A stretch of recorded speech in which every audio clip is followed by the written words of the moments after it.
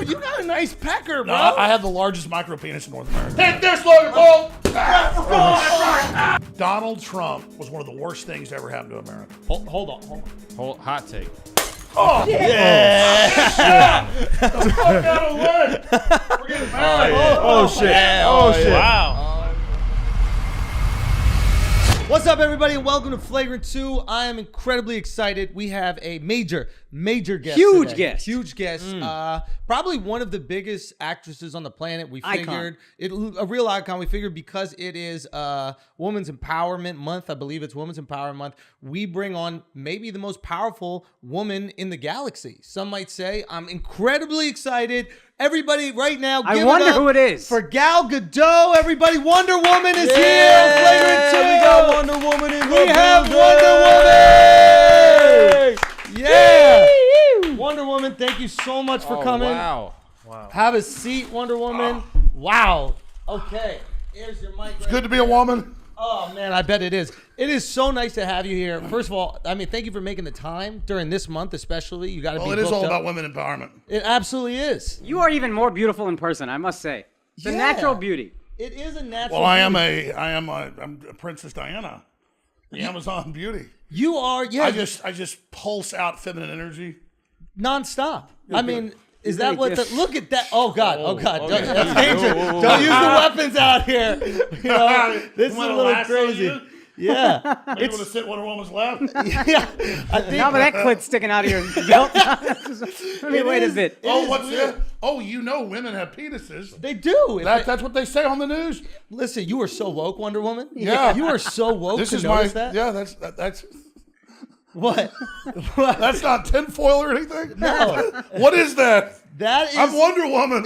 I'm wondering. Here, let's just hide that for a minute. Just push that down here. Yeah. It is Hey, weird. gender reassign, a little surgery.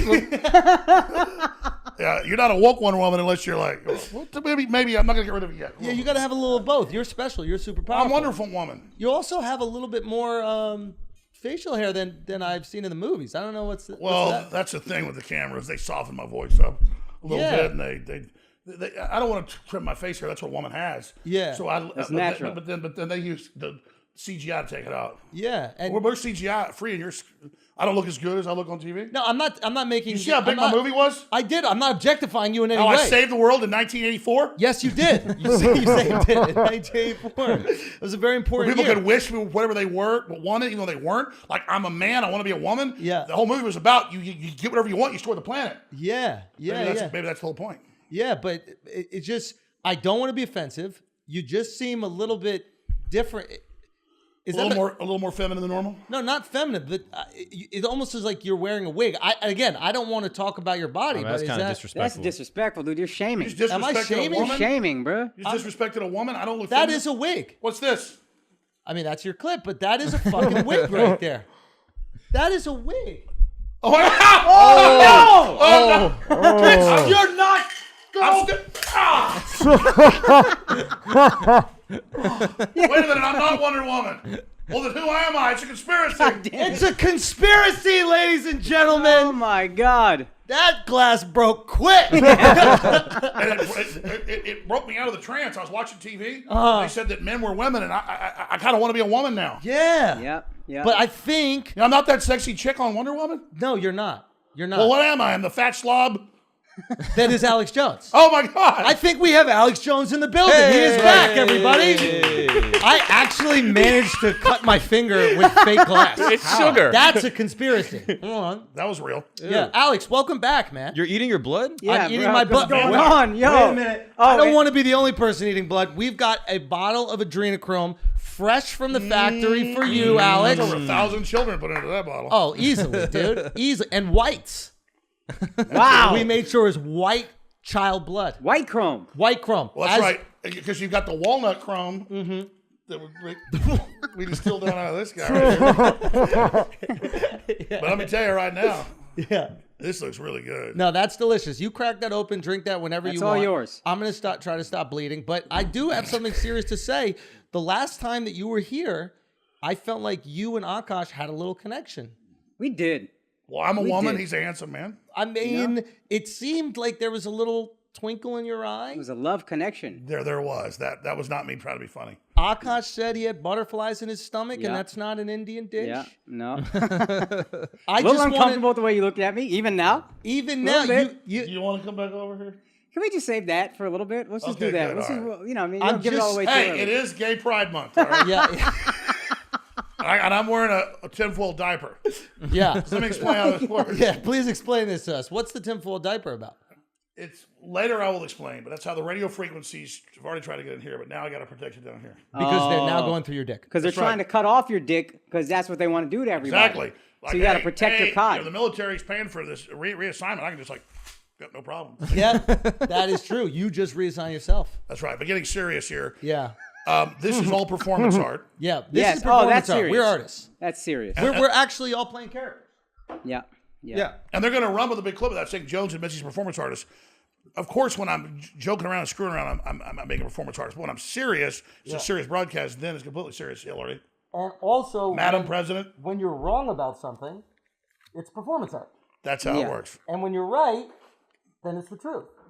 Well, here's the thing about the media. You say a lot of things over the years, 5 hours on the air every day. Yeah. And the media takes stuff out of context and then makes that who you are. Right. And it's not fair to free speech anywhere. I was seeing, like in the UK now, they have these government boards that will decide before a newspaper article is published whether it's woke enough. That's called censors. Who died, many people got. It's very dangerous. Yeah. So as bad as I've ever been, I've made mistakes, said things that weren't accurate before. Most of the time, very, very accurate.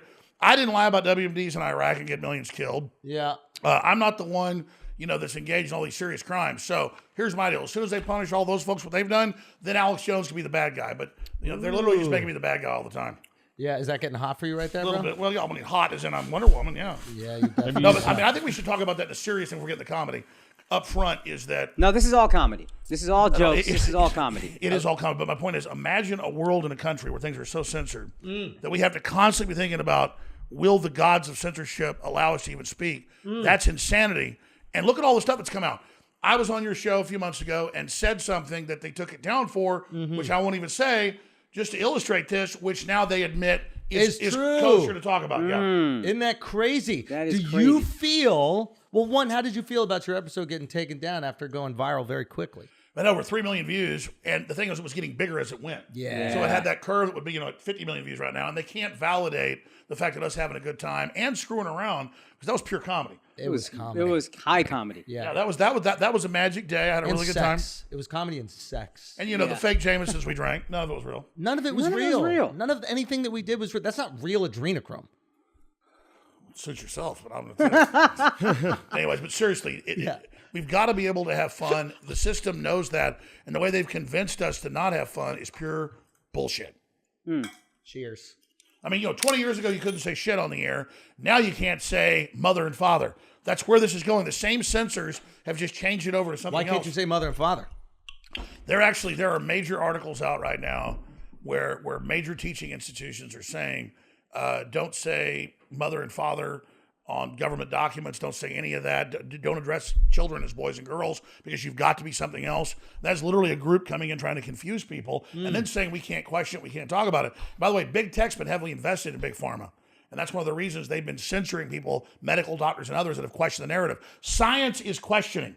I was out at the Pfizer headquarters here in New York last night and had all these big giant signs about we are science, trademarked. Don't question us, we are science. Yeah. Fauci said, I am science, don't question me. So again, I get on my knees and bow to Fauci and say, okay, you are science, I never question you again. That's not what, everybody knows science is about questions, right? Yes. Yeah. Even if our questions are wrong. Like maybe I say that water doesn't freeze at a certain temperature. People prove me wrong. Maybe I'm saying I'm not wearing a gray shirt. Maybe say I'm wearing a gray. People can argue about that. It's okay to question. It's a good thing. The people that tell you shouldn't question, that it's dangerous and it's bad, they're the bad guys. Yes. Tell me about why you moved back from You're Miami. our Socrates, Alex. Tell You're me- the modern day Socrates. You're an amazing person. Here, Thank you. Stop trying to liquor me up, dog. You're good looking without me being drunk, Alex. Don't worry about it. He's got green eyes like the bottle here. I do. We're getting married. It's true. It's true. I'll identify as a woman if you'd like. So Absolutely. your parents will You know, accept he's me. actually getting married. I am actually He getting wanted married. you to do the vows if you were available. I will do it. Yeah. I've stalked you guys online. I know about your girlfriend. Okay. You could take that. You could take that shirt off if you want, Alex. Yo, just go, You dog. could go for I it see if you you sweating. want. Just go, bro. Just go. There's the one. Take it off. Take it off. Take it off. You guys want to see this woman's beautiful body? Yeah. Show them fucking heavy. Heavies.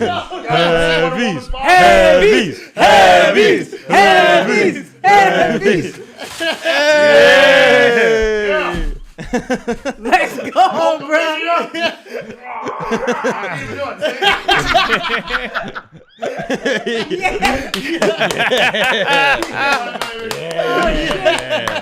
Oh, guys, give it up for Bert Kreischer. I'm a woman. You call him Bird Crisis Yeah. actor? Bert Kreischer's actor. I wish I said Bert Kreischer's actor. Bert Kreischer's actor would have been so Whoa, good. we out here, Alex. Hey, they got to edit some of that in later when you were you wrapping me in the tip. Oh, we got the whole thing. I gave you a beautiful bikini. Yeah. Bro, you got a nice little bulge, Al. Dude, you got a nice pecker, bro. No, I have the largest micro penis in North America. No, women get blown away by it. It's like it looks like a grub worm with earmuffs on, but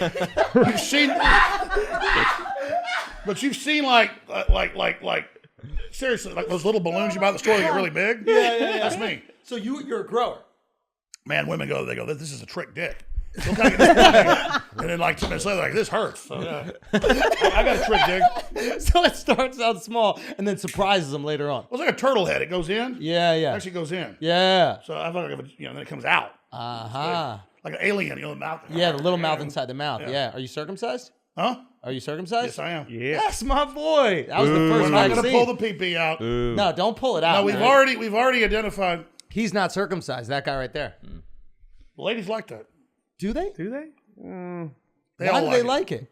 I don't know. I guess Here's the deal, though. I like put down some of those cultures that like mutilate their girls stuff, and I think that's wrong. So the people say, "Hey, what about you?" I think it really. How do you? Your dick has been mutilated. How do you make the choice for a boy to have a large portion of their dingling cut off? I think it's kind of wrong. It is wrong, and we never get any sympathy for it. Matter of fact, we get criticized. If our dicks aren't circumcised, some women are upset. They think it's gross. But let's talk about this. But We're shamed for our bodies, Alex. It's all because of Dove. Because of doves. Doves people. Yeah. Doves people decided what dicks look like. How about this? That's the Why do most we Jewish you call could ever it, look. Alex, why do we call it uncircumcised? Why don't we just call it Circumcised Penis. and penis. uncut. no, just penis? It's like the uncut version of a film. Yeah, but you just call that The the director's film. cut. Yeah, it's the director's cut penis. There's the film, and then I didn't think about that. Oh my Yes, God. It's they've normalized anti-Semitic it. if I criticize. Oh, okay. No, Hold on now. I'm all Hold for on now, circumcision. I believe it's before I'm on it. Yeah. You're all for circumcision of boys, not girls. But what's up with the Middle East trying to cut stuff off? Yo, that's, Why are you looking at me? that's a great question. Keep going on that. There's something there. Let's keep going. Keep going on No, that. seriously. This Let's is think stand about up this. at work, guys. It's wrong to circumcise, but then the whole liberal media wants to cut the whole thing off. That's liberal. It's not enough. That's the problem with circumcision. They don't think it's enough. Exactly. We need to cut the whole thing off. Yes. Chop it off at We're the having root. important Leave a vagina. Yes. cultural That's what they want to discussion do. here. Yeah. Yeah. That's what we do here. Seriously, what kind of world is it we've gotten to where we say circumcision might be wrong, when it has some medical reasons? Doctors debate whether it's good or not For boys, you're saying. for boys, Yeah. but they go, oh, but let's just say your boy's a little depressed, let's cut it all off. That's liberal and good. Last time our people wanted to cut your genitals off, it's like a serial killer. Allegedly. Yeah, nobody wants to cut our boys' genitals off. Exactly. 100%. You can't do it until you turn 18. And then can you cut your genitals off? If you're 18 and you want to blow your head off, I think you should be able to. I'm not for suicide, Yes. but if you want to do it, it shouldn't be illegal. And so Interesting. I think when you're 18, if people want to drink Drano, they can. I don't think they should. Yes. So you're okay with the assisted suicide Young thing? people need a chance to decide who they are, and I'm all about coming of age. We can even try to lower the age of 17, whatever you want, but Hold on now. whoa, Don't do whoa, that. whoa, Don't do whoa. that. I meant lower the age of, like, to be able to drink or whatever, join the military. I think 17 is a good age. Okay, I just want to make sure because we don't ever want to lower. the age below 18. No, are these hand pads I'm supposed to hit? I mean, if you want to Is beat Rocky up, supposed to get mad? We just I know how think much. Rocky might be mad. Oh no! Oh, he's getting angry. Hold on. He's getting angry. Hold on.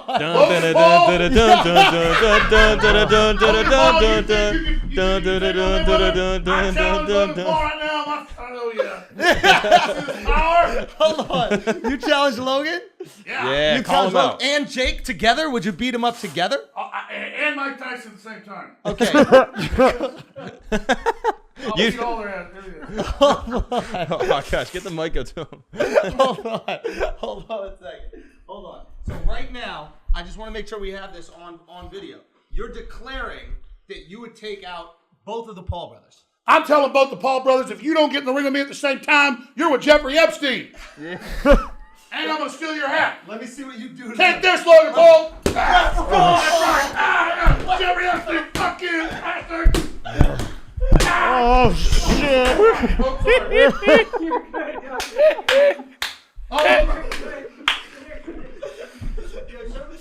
Show him the mitts. Show the mitts. No, Epstein, don't hurt.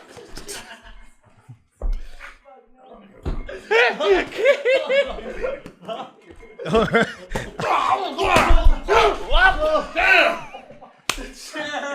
It's broken. Yeah. He can kick like a mule. I'm sorry.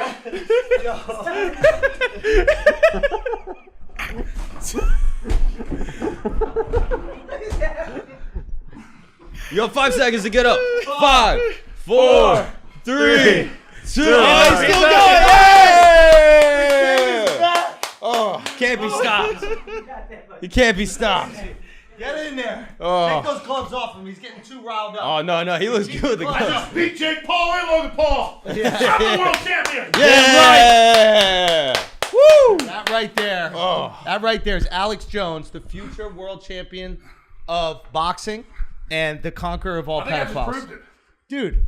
Buddy, adrenochrome works. That's what I Dude, gathered. that's what it is. You think that was the chrome? I think I just proved it. I think you might have. I think you got to call them out. Dude, I could have beat Lance Armstrong at his peak at cycling. We gotta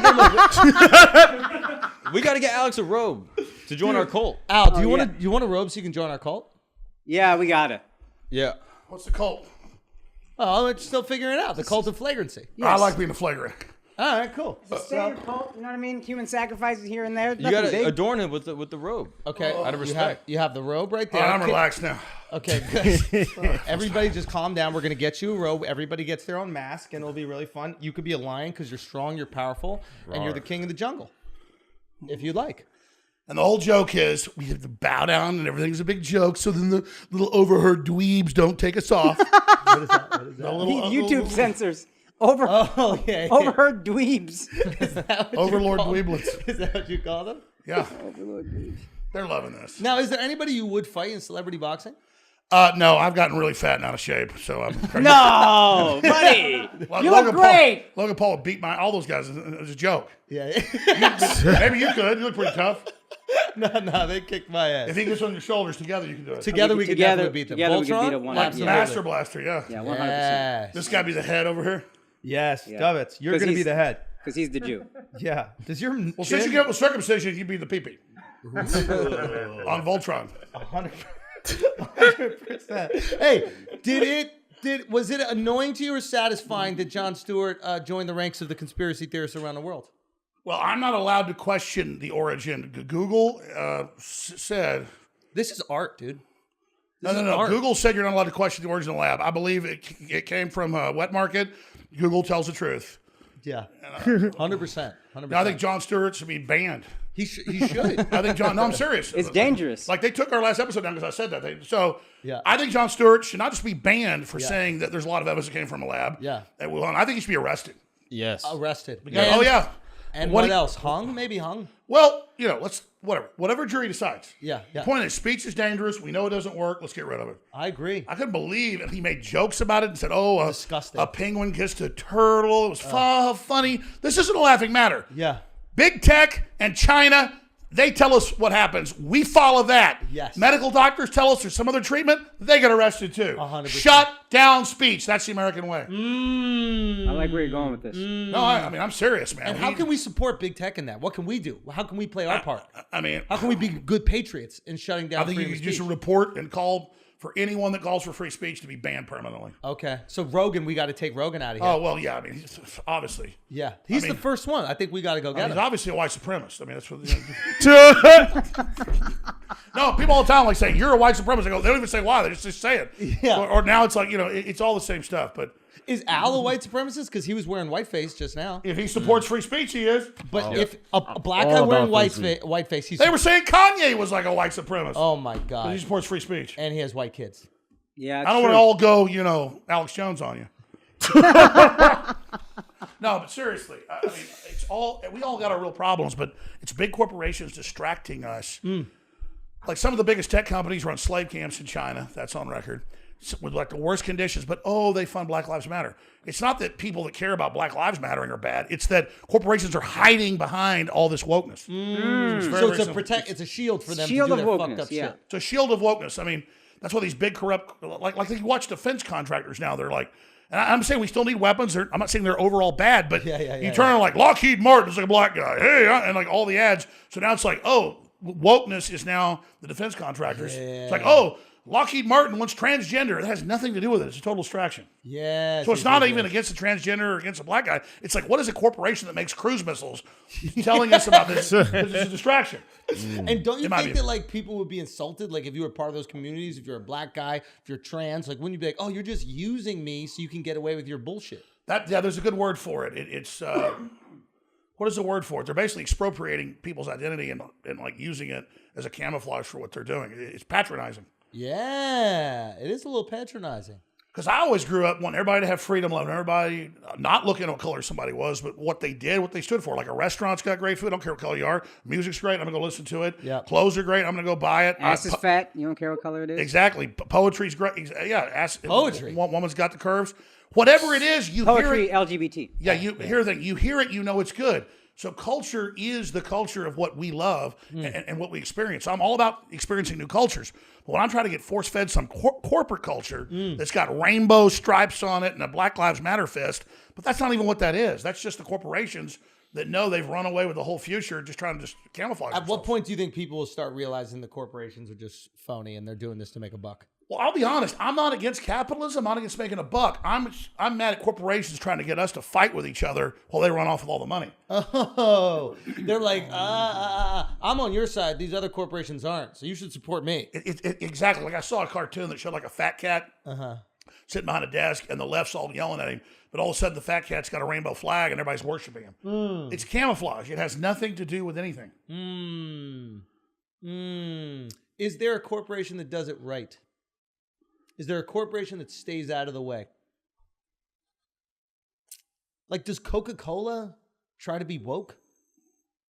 They're starting to be, yeah. Really? That's another thing is they've gotten a few corporations. Remember, yeah, they said they're gonna move out of Georgia over the Coca-Cola did.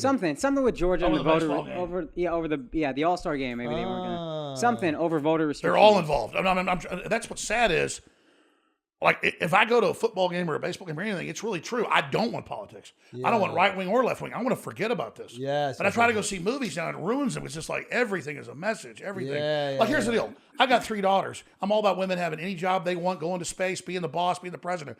But you go to every movie, the woman beats the guy's ass, she's the hero, the men are all idiots. That goes back to Married with Children, where the dad's an idiot. There's a real admitted agenda, and I've actually got the research, to make men feel pathetic, to break up our families, and to remove us so the corporations are the daddy. From who? From whom?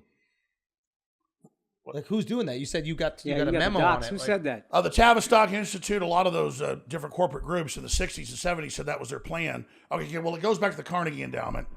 After World War I and then World War II, they said that the answer to ending war is to get rid of men. They said masculinity causes war, which is oversimplification and stupid. Okay. And then so they said we're going to feminize men. It's like Black Lives Matter says our job is to get rid of the nuclear family Right. and to get black men to become trans. Sounds like if aliens landed on planet Earth, they'd say, we come for your testicles. I mean, the first thing they say is, we don't want men. Well, what is that? It's like you're being conquered. The first thing the Romans would do when they would take over was get rid of the men. of the group they conquered. The first thing any conquering group does is kill the men. Right. And then enslave the women and the children. And then who is they though? Like who's going to use that? These are power just system? formulas of dominance and control that if you can wipe out most of the men or dumb them down or feminize them, right, then you're not going to have opposition. I mean, grizzly bears will eat their own baby if it's a male. The male will get a female grizzly pregnant. Then she has a male. He'll come and smell it. And if it's a male, he can tell the smell. He'll kill his own son. Yeah. Because he doesn't want that competition down the road. Would you eat a human? That was a big piece I did. What? Have you seen this? No. Oh, buddy. Would you eat a human? I will eat your fucking ass like corn on the cob. I'm ready. Woo. Yeah, no, that probably got 50 million views. Yeah. Remember there was there was an article called written back. I don't know if that's the healthiest decision. Over I feel 200 like you should years. watch. Maybe get some vegetables. Exactly. You could eat a plant-based human. Akaash is vegetarian. Over 200 years ago. That might be good. There was a Irish nobleman who saw that the Irish were starving to death, and the British didn't care. So he wrote a modest proposal. Okay. And he said, let's just start having the Irish cook their children like little piglets and sell them to the British to eat. Okay. And yeah, so that Jonathan was Swift. Jonathan Swift. Satire, yeah. Satire. And so I said, this is a Jonathan Swift satire on my own show. Uh-huh. And then I said all that on air, and I said, this is satire. So I said, if we're going to have a lockdown that starves the third world to death, then we should be ready to collapse here and eat our neighbors, because within about 10 to 15 days, depending on estimates, most people either commit suicide or become cannibals.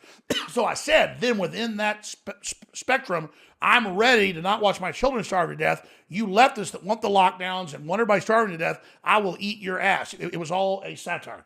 And I told them it was satire in a 10-minute rant. They edited it down to 2 minutes, got over 50 million views. And then my neighbors both moved out on both sides of me. No, I swear to God. So that's how you get your neighbors to move away.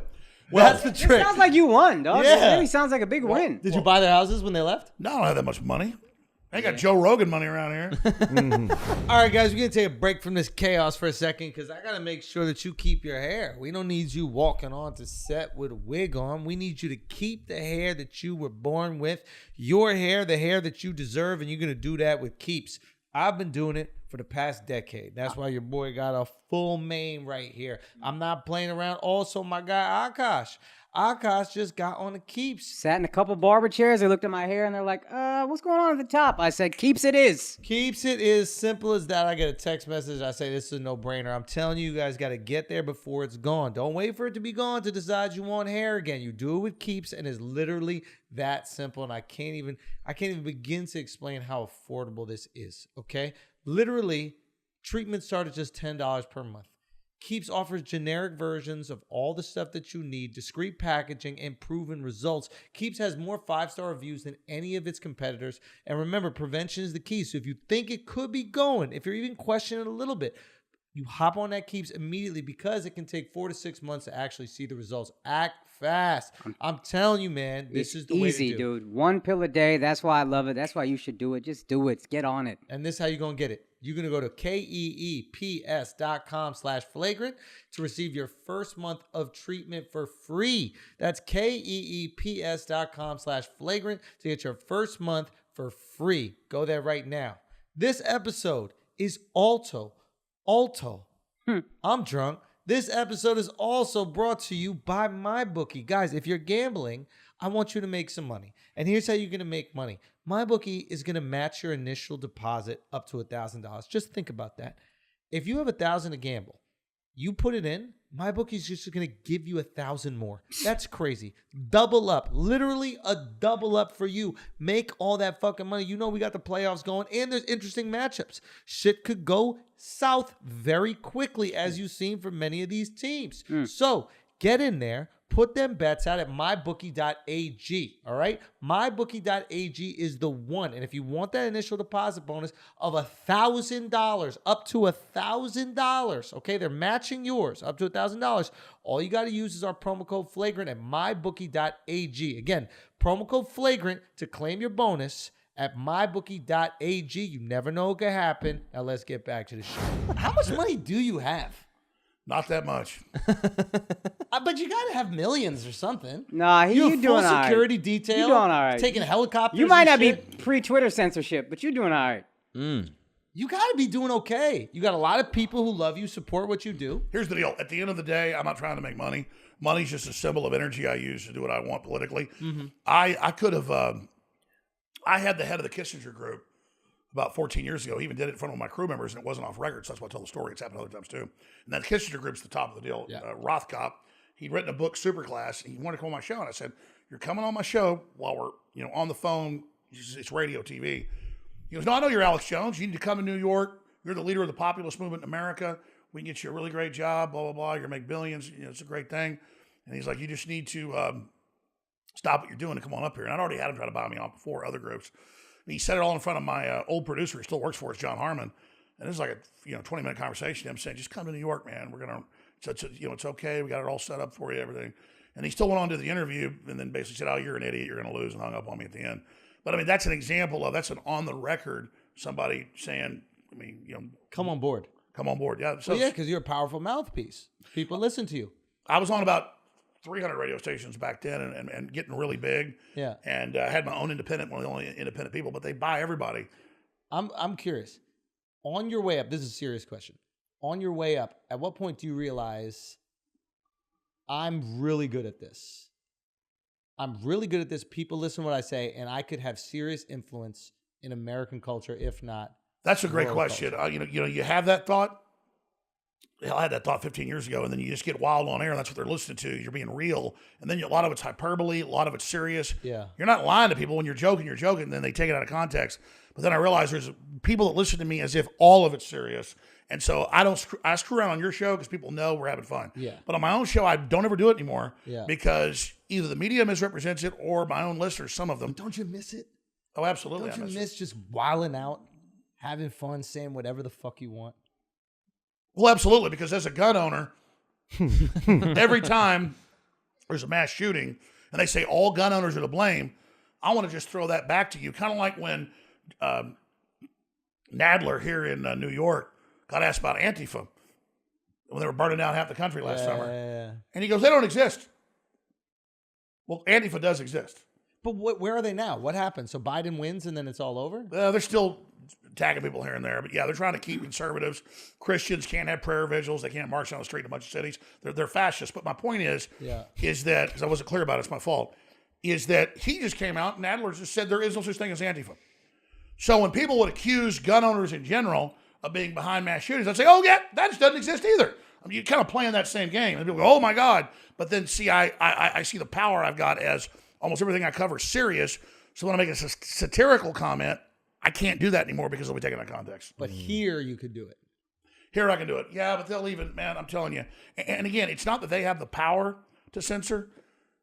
They're destroying themselves doing that. It's that I want to show you guys, if they do censor this, that you jump through every single hoop, and it's still about the power of people that didn't build this, don't have your audience, didn't do all the work you guys collectively have done for decades. They are still God in charge of what you can say and what you can do. And that, it's worth dying for to not have that.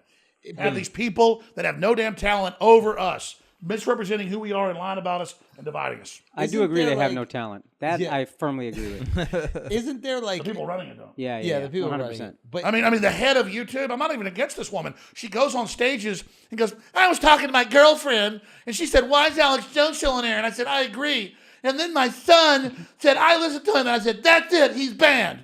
Like, what the hell is that, man? You can find the clip. really? Yeah. Well, it's a good thing we don't have Alex Jones on this episode. Yeah. No. But that's what I mean. Since when? Like, oh, well, she's a woman, so she's allowed to ban everybody. It's like, I mean, and like people are like, oh God, you're talking about, oh God, you're talking about the. Since when do you not talk about the CEO of the biggest media company in the world that has the most viewers? Since when? Oh, because it's a woman again. It's not women running any of that stuff, man. It's big banks. They just put women and whoever in the front. Oh, put a black guy here, put a woman here. But it's not because those people aren't capable. These companies have created monopolies that are blocking everybody from moving up. And then they just put a few token people up in front. Go, oh, look, our spokesperson's black. Did you actually really put the people on the board of directors? Did you actually fund their real businesses? No, you gave them a little pat on the head. Mascotism. Mascotism. So who's Take the that, bank? run with it. Exactly. If I Hitler stole would have it, had a you can black steal it. mascot, he'd have won. If Hitler, I'm serious. If Hitler, that evil guy, was wearing a pink uniform and I had rainbow flags and had unicorns shooting out his ass, we'd be under Hitler's control right now. So these big corporations learned how to do it. So you got like gay Hitler with glitter shooting out his ass. He's like, I'm gay Hitler. I'm going to spy on you, make you take a debt, and I'll make you take these inoculations, and I'm going to control everything you say, but I'm gay, so it's all right. Sieg Heil. Like, oh, that rainbow flag ain't working. Look, I got a black puppet around here. I got a woman. Oh, I got a... Do you ever wish that you were a gay woman? Well, I am a gay woman. I mean, seriously, let me tell you, I learned real quick, the best teammate to have is a hot lipstick lesbian. Okay. Because once you got one of those, that you just go into any bar, the only problem is how many women you're going to be pulling out of there. Real. Oh, then you're back at the crib like 3-4 women. Whiskey bottles are flying around at 5 a.m. Yeah. It's not a good, that's all theater. Now, that was theater. That's never happened. Yeah. Guys, I'm a virgin. You think anyone want this? No. Women have always shunned me my entire life. Really? Oh, they hate me. Really? No.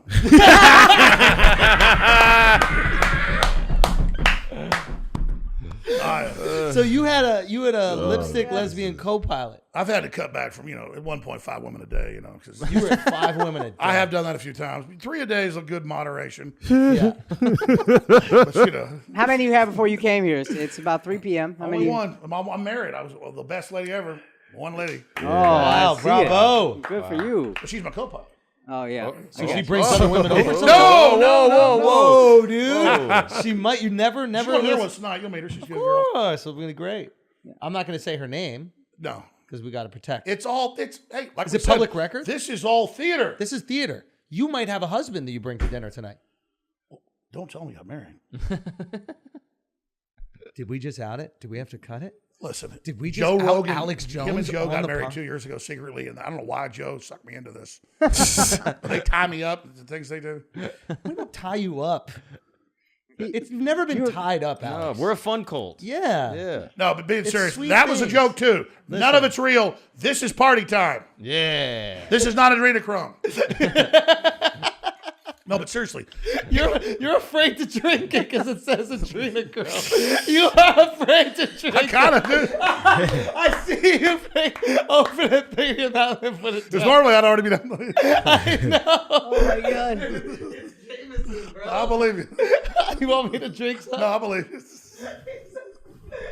I believe you that still you go off the label.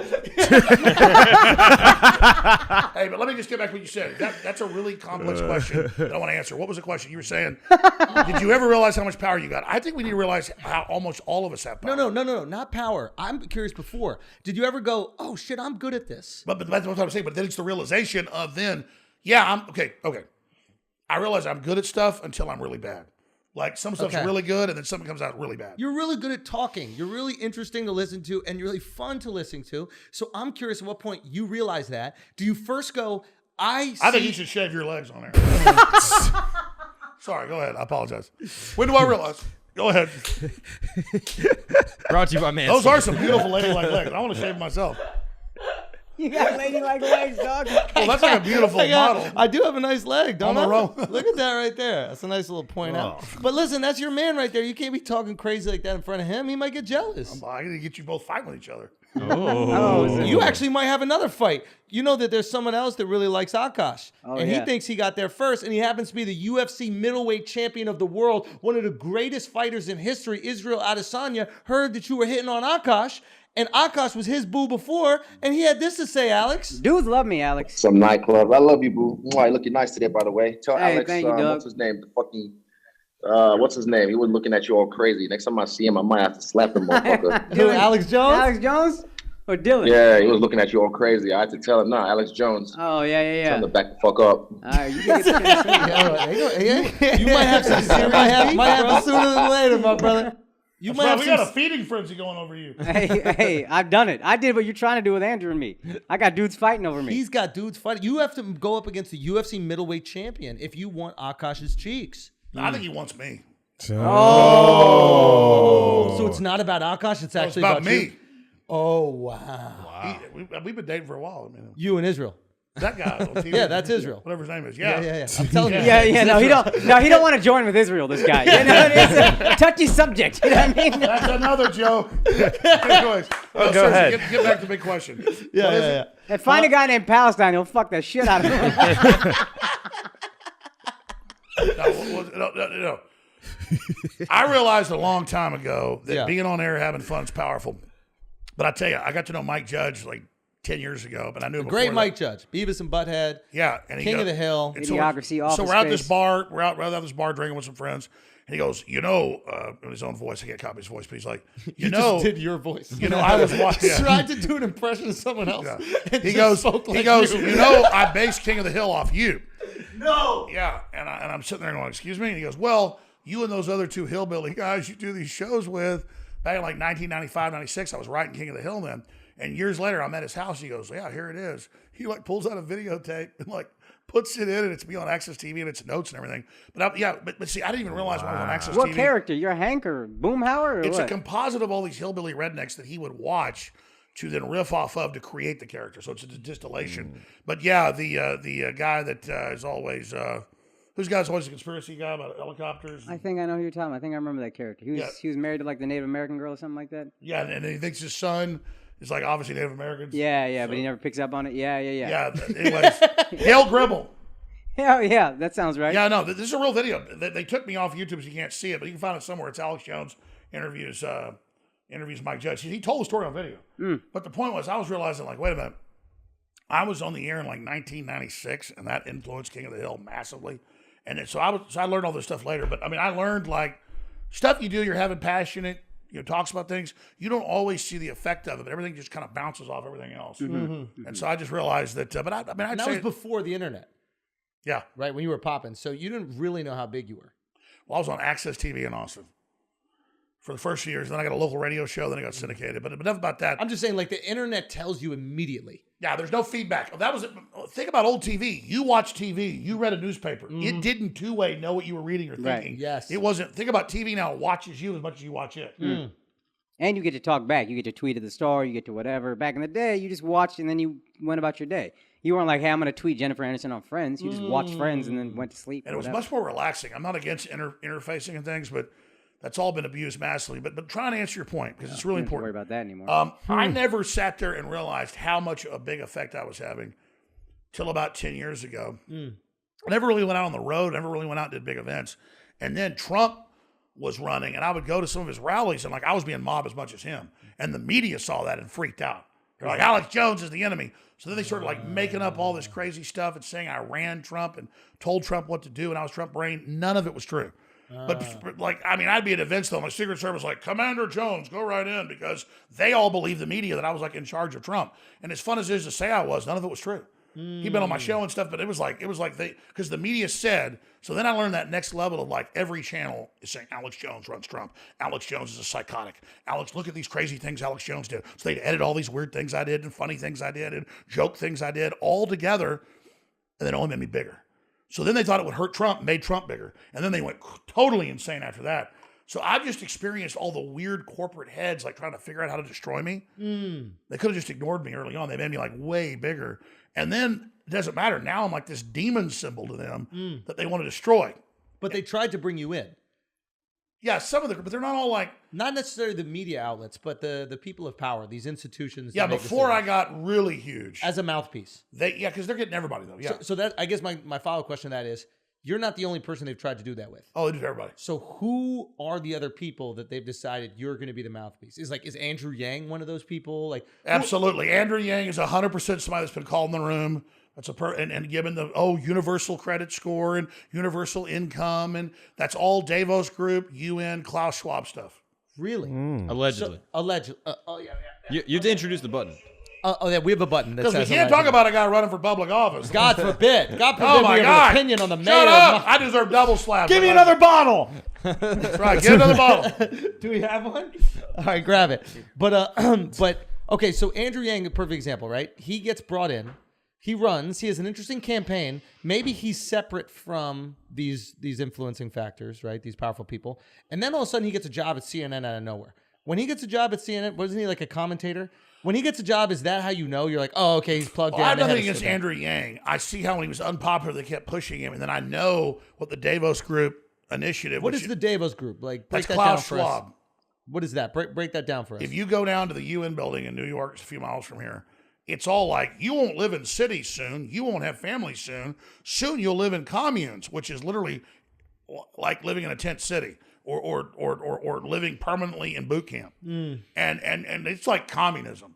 I mean, there's giant signs saying, and it shows you will live here, and it's like a concentration camp. It shows a picture of it, and they say you will own nothing, you will have nothing. You can pull this up.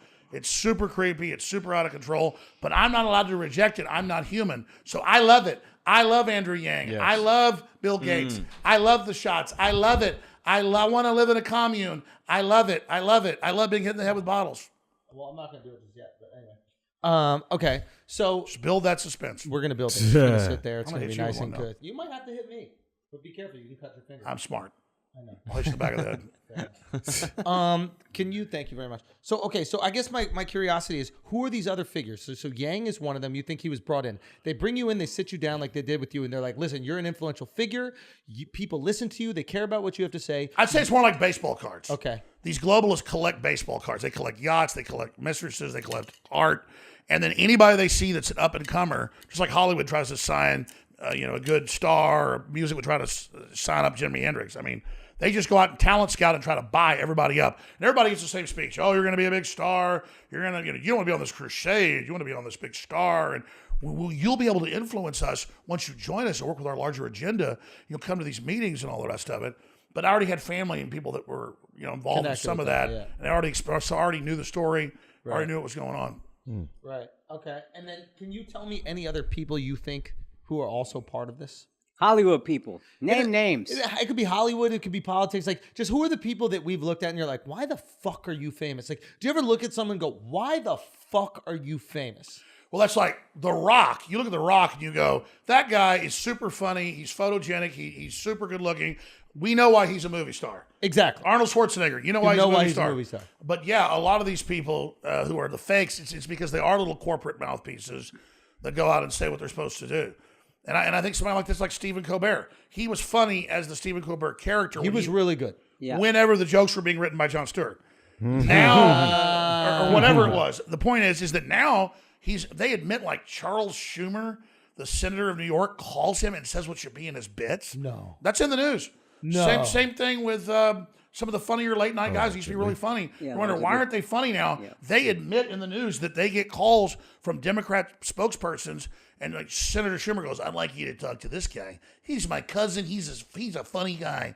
And those guys know that corporately their job and their contract is pursuant to a weird New York senator. Can you imagine like a senator calls up, oh, Andrew, I kind of like to see this in your piece. You say, fuck you, man. Yeah. Can you imagine like I'm out there thinking, okay, Senator Schumer says I'm supposed to say this now. Here's Schumer's joke. So this old man can sit there and watch and go, I control that young man. It's all about these guys that got into power, basically, maneuvered their way, didn't have what it took, controlling people. That's their power trip.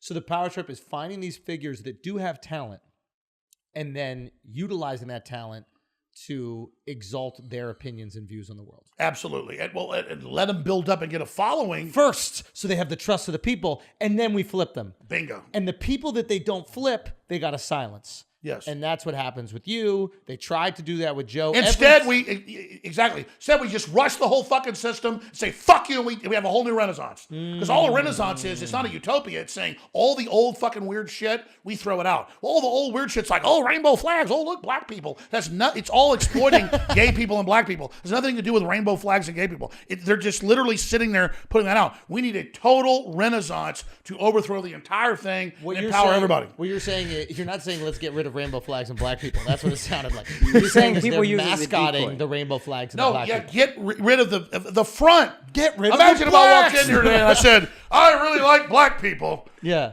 Do what I say. I like black people. Like, what? You're a fucking opportunist. I see what you're saying.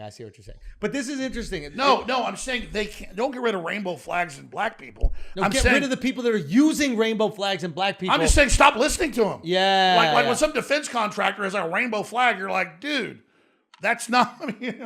You're killing people, but you're using this rainbow flag, so we As think protection. you It's think you have good super intentions, and you opportunistic. don't. So all I'm trying to It's do predatory. No, but it does make, listen, I don't know if it's 100% true, but it does make perfect sense that a guy like Stephen Colbert, who was absolutely hilarious when he was on the Colbert Show, he was absolutely hilarious when he was on the Daily Show, moves to this late night show and is just not funny. Because- He's just not because funny. they give the speech writers, they give the joke writers, here's the talking points, make it funny. Now, we assume, here's the thing. We assume as comedians, we're like, oh, being on network TV limits your ability to be funny. But you're not saying that. You're saying once you're on network TV, you're part of this system that dictates the opinion of the joke. Only starting about 10 years ago, because before they thought news could manipulate people, but people learned that news was bullshit. And so they went, okay, what do they still trust? They trust comics, they trust movie stars. So comics and movie stars were always political, but they fully came in, and now their full thrust is that. They looked at the people who have actual influence. And by the way, I'm not picking on rainbow flags and that stuff or any of that. I'm saying that's what they've chosen to use in their corporate advertising. But don't they realize that there's pushback on that? Like, I'm seeing what's happened with the whole Chrissy Teigen thing, and it's just so fascinating to watch because she was this woman who was exalted for like calling out racists, calling out bigots, calling out the people who weren't woke on Twitter. And now it seems like the internet loves to devour her. They have this thirst. Like, if she says something crazy 10 years ago, they can't wait to cancel her. Even though that's the exact It's bad. thing. I mean, exactly. Like, what is the Chrissy Teigen thing? That's what I don't understand. Like, why is there so much of a fascination with this woman? Who gives a fuck? Well, the media wants to give power to the mob to control it so that everybody else is scared to speak their mind. And so they'll destroy this person, they'll destroy that person. Even though she's on the right side, even though Chrissy Teigen is fighting for what is woke. Yeah, but they want to show their own people that you've always got to adopt. They don't want to give power. Once they've built they build you up. You might be too powerful. They can't control you. Yeah. So then they expose of you. That's what it is. There's not supposed to be any. Here's a great analogy. It's a 1970s film, and today you watch it. It's cheesy, but it's James Caan Rollerball. You ever seen that? Yeah. No. If you watch the 1974, 5, whatever it is, movie Rollerball, that's the whole deal where there's global corporations. Everybody's been brought down to like the same level except the corporate chiefs. And like there's one guy keeps winning this game and they go, no, everybody's got to lose in the end because we're the corporations. We only win. And that's what it is. So they want to control everything, build it up, destroy it, build it up, destroy it, because it's the managers of Hollywood and big media and big tech that literally have little dick syndrome and do not like all the... But listen, they're going to fail. Until the late 50s, everything in Hollywood was a contract system where you were owned by a studio and you didn't even make much... People finally did their own deal and expanded, and that broke that up. And so the answer is everybody just doing their own thing like you're doing right now. Take podcasting. I mean, it's just people in a room talking. People choose what they like. So the system's got to come in and try to hold their thumb down on that because they can't, because they don't like the very idea of it. So they go, oh, let's censor these idiot David Duke people. No, let's hear David Duke. He's an idiot. He discredits himself. Like, why do I want to censor him? Yeah. Because he's an idiot. And so it's the same. You're like, let him be an idiot. People will see. It will expose him. If you discredit, if you don't even show him, he doesn't have the opportunity to be an idiot. He exposes himself if you let him talk. But if you censor him, you make it kind of alluring. Like, why are they censoring him? Then it gets worse. Yeah. So first it's him. And I'm like, yeah, I'm not going to really stand up for the KKK. I don't like them. And then next it's a right-wing guy, or it's a gun group, or it's an anti-war group. And soon when you didn't stand up for them, that's the American system. Says everybody gets to speak. What I don't understand is, and maybe we're in a different situation. We're very fortunate. We're lucky that we have the freedom that we do. But what I don't understand is, why do successful people who are already financially solvent, right? Like a Colbert doesn't need money, I assume.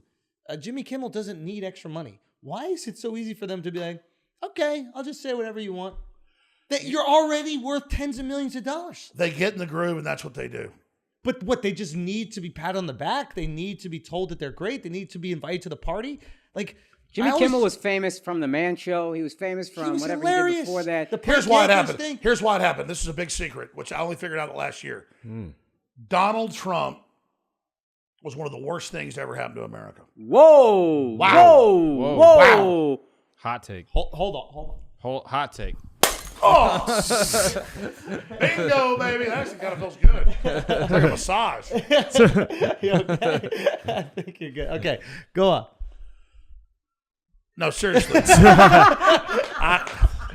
I'm not putting Trump down. Trump meant well. But if you really pull back, the way he radicalized the left, the way he got people, the way You are sweating a lot. Did you take a COVID vaccine before you came here? What's going on? No, man, I'm a fat motherfucker. No, here's the Okay, this is good. This room is really hot. It is a Yeah, hot room. it is hot. We keep it hot. We keep it nice and hot. That's you, buddy. We keep it hot. We got to keep out those lizards, man. The lizard people, the That's globalists. That's true. Oh, they like it hot. Uh-oh. Are we outing ourselves? Okay, but go back. So Donald Trump, the way he did, he radicalized. Well, no, here's the deal. I've learned about Hegelian dialectics. Okay. A lot of glass in my hair. It's a new thing. Yeah. It's like I'm a stripper now. I have like glitter all over me. I'm actually a top stripper. I See me know. every Tuesday night in Austin. No, seriously. Here's the deal. There's a big populist movement against globalism. Trump did win the election. He gets in. But then they're able to so panic the left to get them to censor, and to get them to attack speech, and to get them to go out and do all these horrible things that now they basically escalated American politics to where people aren't even thinking about the actual issues anymore. It's become so tribal. And it wasn't Donald Trump that did it. Mm-hmm. It was the media that basically built him into this demon and then used that symbol to get all their people on board to doing things that liberals would never say get rid of free speech. I mean, I remember the ACLU would say, I don't agree with the KKK, but we're going to sue this town that won't let them march. Let them march. They get laughed at and yelled at. Yes. Now they like ban them from marching. Now they ban everybody from marching. And it's very dangerous because who decides who can do that, who decides who can't. So what you're saying is in the same way that you ban a book and then make it a bestseller, that's what liberals are doing by banning so many people. You're just making them famous. That's part of it, but They also use the hatred of Trump to get liberals to go against the very foundation of liberal philosophy. That's what he just said about Hernandez. Okay, got you. Right? Isn't that crazy? And by the way, Schulz, that's how you're a lovable, likable guy. So are you guys. You see all your male fans out there. I mean, that's why they can't sell censoring and getting rid of you. Because they know you're one of the top comics out there. I mean, everything you do gets like 3, 4, 5 million, 10 million views. So whether you like to admit it or not, the reason Dave Chappelle and Joe Rogan are talking about you is because you're obviously going to be one of the top comedians in the country and the world. You already are. So you're like, hey, when did you realize how big you are? We all need to realize how big we are. Every voice is powerful, but yours is really big. And so that's why you've been somewhat left alone, is because they can see you're innocent and you're successful. And if you turn against them, they've got a problem. Just like Joe Rogan. Another great point you made. Joe Rogan, I'm not going to tell the inside baseball, but YouTube really messed with him. He's this nice guy. He tried to work with him. They used him working with him, like giving him attention, having guests on, being friendly, to even dominate him more. So he went and made a new deal to go over there. They tried to censor him. He was cool about it. Inside beat him, defeated him, came back out, has total control of the show. But he had to go through hell to do that. And now you get to see the real Joe Rogan, who everybody loves even more, who's more populist, more courage, great guest, kicking ass. But he was like more of a cerebral guy than me. I just attack like King Kong when I get fucked with. Joe Rogan like jujitsu'd him, fucking, I guess the word's judoed him. Used their own attacks on him. Yeah. That's why Joe was like, oh, I'm dumb. No, he's a smart motherfucker. Mm-hmm. Oh, yes. Anybody who says they're dumb Yeah. is a smart motherfucker. Probably. 100%. So, yeah. So, I mean, that's where it comes from, is that Joe loves everybody, like super. It's not like a fake thing with him. He loves everybody. He's like, why don't we all just come together? Why don't we all just... He's literally a good guy that got immense power without even wanting it. Like, it's not like his goal is like, I'm going to be the most powerful voice in media. No, they just kept fucking with it. I know, they kept fucking with it and pushing him to the top. And it was so funny. He hit me once. He was like, dude, every time one of these like hit pieces comes out of me, my numbers skyrocket. It's like they don't even realize what they're doing. No. More attack pieces, please. Yeah. But that's the thing is Joe's so nice, he would project himself onto things. I've known him like 23 years now. He would project himself. Alex, people aren't that mean. They're not that bad now. He's like past me. Yeah. Like where he's like, all he does is research now. He knows everything. Yeah, it's definitely an exciting situation. He's a because if you can, it's not like I told Joe Rogan what to think. He just saw it for himself. Yeah. You're like, look at this stuff. I wonder if like those people that like reach out to you, these people that reach out to different folks, like I wonder if they understand who they can and can't influence. Like I doubt anybody reached out to Joe and was like, we'd like to control you now. I bet they're like, yeah, we're not going to be able to control this guy. We just got to try to like radicalize him or No, they just do make stuff him like, radioactive. oh, hi, the YouTube president wants to talk to you. Joe didn't tell me this. I've got these calls like 10 years ago. But then I talked to Joe, and I'm not going to give anything away, but it's like, why don't you just try to work with these guidelines? Come on, be a team player. And you're like, and then the minute you halfway give in, they get even worse. So it's like being controlled by a pimp or something. And it's just like, Joe's like, fuck this, man. I mean, I'm not going to say what he's told me privately. He talks to you even more than me, but I know he loves you. But the point is like, you get that thing as a man where you're like, man, you're not going to fucking enslave me. You're not going to tell me what I'm going to fucking do. But then Joe's smart about it. He's been more like, but I mean, here's the deal. New World Order. You radicalize Joe Rogan. You keep fucking pushing, man. You don't fucking stop. Leave us the fuck alone. But no, they radicalized me. I used to be anti-George Bush, and I still am. Anti-war, everything. They call me a right-wing fucking Nazi. Yeah. Been fucking arrested twice by George W. Bush. Not a fucking right-winger. Yeah. But they don't stop, man. They just lie and attack. And they make you get in a position of saying, okay, I'm going to fucking man up. I'm way fucking smarter than you, and I'm more popular than you, and now I'm going to run your ass over. Let's go. Let's fucking go. And you know what? And here's the thing, and this is how you know it works. It works, right? I'm 37. Akaash 37. Mark, this is the next generation of comedian. Mark is 24 years old. 24 years old. 24. Okay? I can't speak for you, but I imagine you're like, I have to create my own thing. I imagine you're not going, oh, I need to audition and see what the next show on Showtime is or Comedy Central or any of these. I have to create my own thing. And maybe I will do deals with Comedy Central, Netflix, or these things, but I have to create my own thing. Obviously, Mark is integral in this whole process and building everything that we've built here. He co-wrote the Netflix special. So, I mean, but the point is like the influence of Rogan, the influence of all the guys, the guys who have gone independent and built careers is starting to take place in the next generation. The next generation is not going, how do I get on CNN? They're not going, how do I get on Comedy Central? They're going, I want my own fucking shit. And you just said it. That's why you're better than I am at this. Exactly. You just crystallized it. Not true. Everyone gets it now that it's about being your own person. He's not thinking, let somebody call me and tell me what to do. Some old fucking man. Some old white man. Talk about white people. A bunch of old fucking white people. Yeah. Fuck you, man. I'm not going to listen to you. Dude, and so that's the deal is that he's doing his own deal. That's going to give him pleasure in doing his own deal and seeing that successful. Yeah. And that's why these guys can't control us. So they think, oh, I'll just scare this guy. I'll scare that guy. I'll mess with Joe Rogan and tell him what he can say. And all he does is go create a whole new deal and get 10 times more radical. Yeah. What do you think, Mark? That's powerful. Do you think that that's something that is specific to you, or do you think other comics your age are also taking that same approach? No, I think it's generational. That everyone, not even comics, but I just think all content creators. Like the rise of like YouTube and all these other like platforms is like democratized content creators, and they're seeing the further generation. And they go, yeah, I'll just do that. And that's I think it's taken shape. It's not about what old man you got to go kiss their ass, and who it's like hey, if people want it, they're gonna buy it. Bro, It used to drive me nuts. I would go to these comedy festivals and I would see comics like kissing these executives' asses. Oh God, man, same here. It would fucking disgust me, and I was like, I just can't do it. I cannot do it. There's got to be another fucking way. That's what happened to me the times I said I didn't sell out. Like, hey, we're going to fly out to Hollywood. A jet's going to come pick you up. This is like 18 years ago. And like, I'm on a jet. And I'm like, well, these are the stewardesses. I know they're trying to set me up. I'm not fucking the stewardesses. And I get there, and it's all like these old men like, like they're patting you on the butt. Like, who's the famous black guy? I've told this story. The media picked it up. They did a joke. Who's the famous black guy that's like an Idiocracy, a bunch of the movies? Idiocracy. We told the story like he's at these executive meetings. The guys are grabbing his dick. Tim Meadow? He's not an Idiocracy. No. Who plays the president in Idiocracy? Oh, Terry Crews. Terry Crews. Yeah, fucking badass. Terry Crews. He tells that story. Well, I told the story. Shit, I've had Hollywood execs grab my dick 3 times. Really? And Did they like what they felt, or was it like? I mean, I told you it's very small. The point is that who grabbed your dick? Well, I'm not going to say the story. One of them died. A couple, but the point was these were big Hollywood producers. Say the dead dude's name. Who gives a fuck? He's dead. No, I'm not going to. The point is, I'm not a victim. He don't snitch. It wasn't that big a deal. The point is, they didn't do it sexually. It was an act of dominance. So I get Terry Crews like a badass NFL football player. Some little white dude grabs his dick from his wife, wants to kill him. But me, I was like, what the? I threatened to kick some guy's ass the first time. And this was like a major Hollywood fucking lawyer to the top directors at a major movie deal. And all of a sudden, I'm sitting there go, hey, have a safe drive back. He goes, don't you fucking threaten me, and grabs my dick. In Texas, we say have a safe drive home. wasn't like a threat. The guy grabs my fucking dick. I go, what the fuck? He all fucking freaks out. It happened 2 other times where like, you're just these guys that reach over and grab you.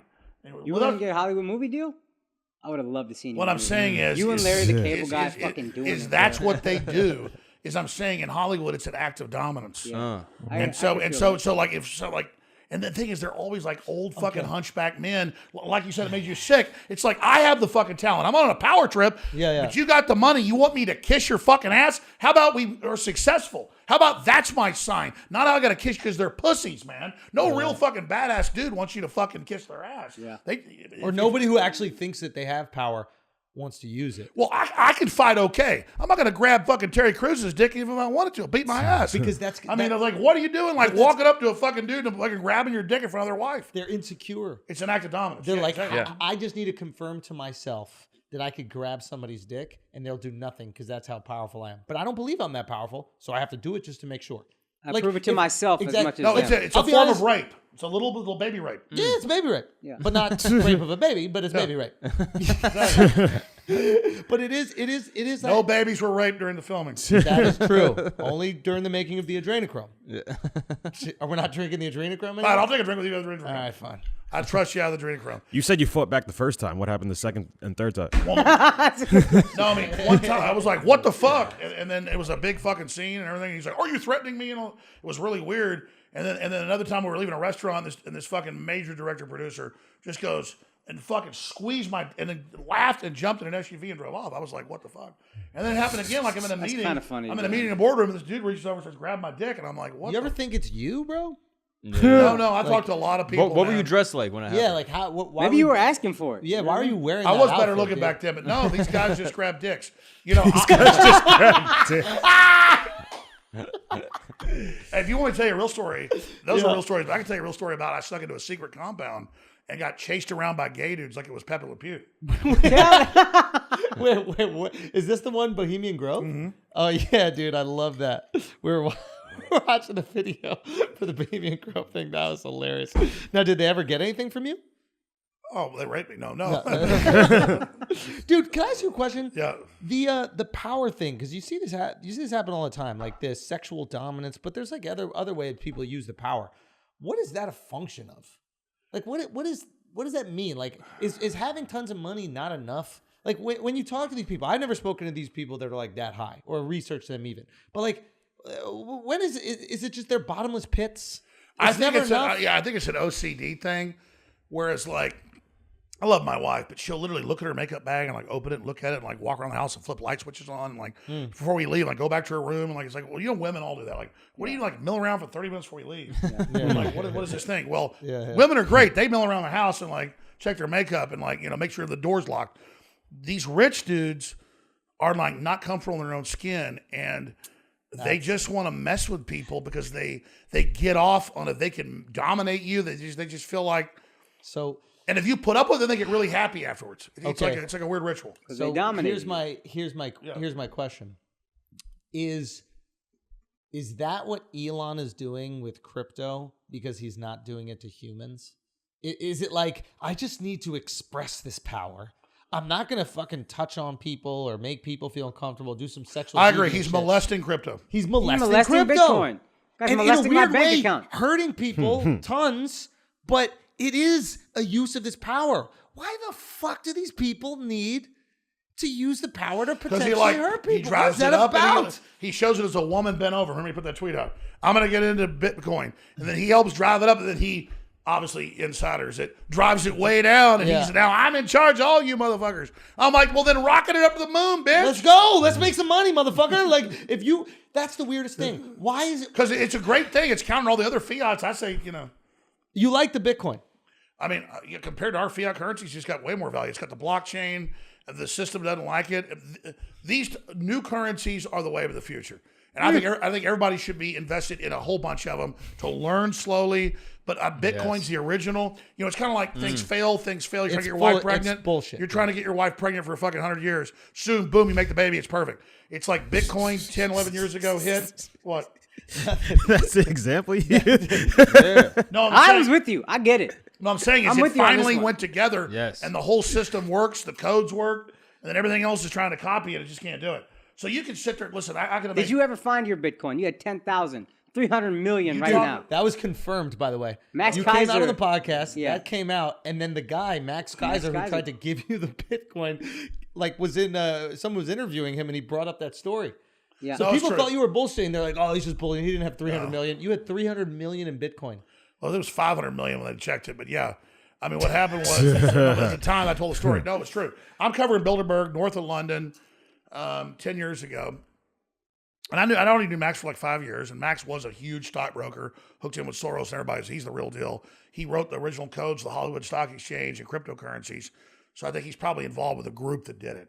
And so we're in the basement of this hotel. We're eating fucking steaks, drinking wine, and he goes, "Hey, get somebody to set a wallet up on one of your iPads," or we didn't have iPads then, it was a laptop. And I'm like, and I know Max for a few years, he got really mad because my IT guy goes, "What's a wallet?" And he goes, "A wallet's this and that, you idiot." And he goes, "I'm going to give you 10,000 Bitcoin. I learned later he's given out over 30,000 Bitcoins. And I'm not going to say the name of the companies, but a lot of the companies you see that give out $10, $20 Bitcoin when you sign up, that's Max Kaiser.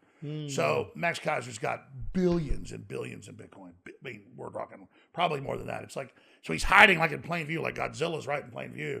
And I was just like drunk, if I went and had like a T-bone steak and, mashed potatoes and a bottle of wine, I would have been listening. The next day, I'm like, I'll walk outside. He's doing this interview, and he goes, "Shut the fuck up, Alex." I can't do his voice. "I fucking tried to give you the future. It will take over and be the world currency. Fuck you." And I'm like, "What?" He never did that to me before. And he wouldn't talk to me for 2 years. Oh, wow. Because he's like, "You're a fucking idiot. I led you to the water, you dumb horse. This will be number one." No. And then I led you to the water, you dumb horse. Can we call him? Do you have his number? yeah, I got it. Call him, please. Call him right Let's do it. now. Let's absolutely we do have it. to call him. I want some Bitcoin Then too. he comes to motherfucker. Austin 3 years ago, and he even has his girlfriend calling my wife. I don't know why he's not married to her. Stacey Herbert's his wife. and like my wife said, "We're going out to dinner with Max Kaiser." So we're in downtown Austin sitting there. He's like, "I really want to help you with Bitcoin. It's going to double or triple the next year," which it did. "Now is the time, Alex. I want to help you." And I didn't do it again. So I finally said, "Fine, I'm fucking doing it." Here, I'll call him right now. Let's call him. This is great. Let's call him. I remember seeing, I'm not as sure about the Bitcoin or the crypto stuff as you are. I think it's full of shit. Listen, most of it is speculative, but what was California? That was a gold rush. What was Texas? That was a cattle rush. Here's the difference. At the end of the day, if I have gold and it's worth nothing, I can mold it into a hammer and beat the shit out of the person that told me to get it. Exactly. I can't do that with Bitcoin. Thank God, huh? Thank God for you. Lucky for me. No, I hear you. Akaash What I'm got me saying big is, into Bitcoin. but all the big banks are invested. How the game ends, it's definitely speculative and dangerous. But how the game ends, it's the future. I mean, I waited 10 years to get Do involved. you want that, dude? Do you want a currency to be out of the control of the U.S. government? The U.S. government's under the control of the globalists. So, I mean, at a certain point, I just want innovation. And people are going to get hurt in this. I'm not even a big pusher of it. I'm just saying that the technology's there. Let's call Max Kaiser. Yeah, let's call Max. Let's call Max and get to the bottom of this.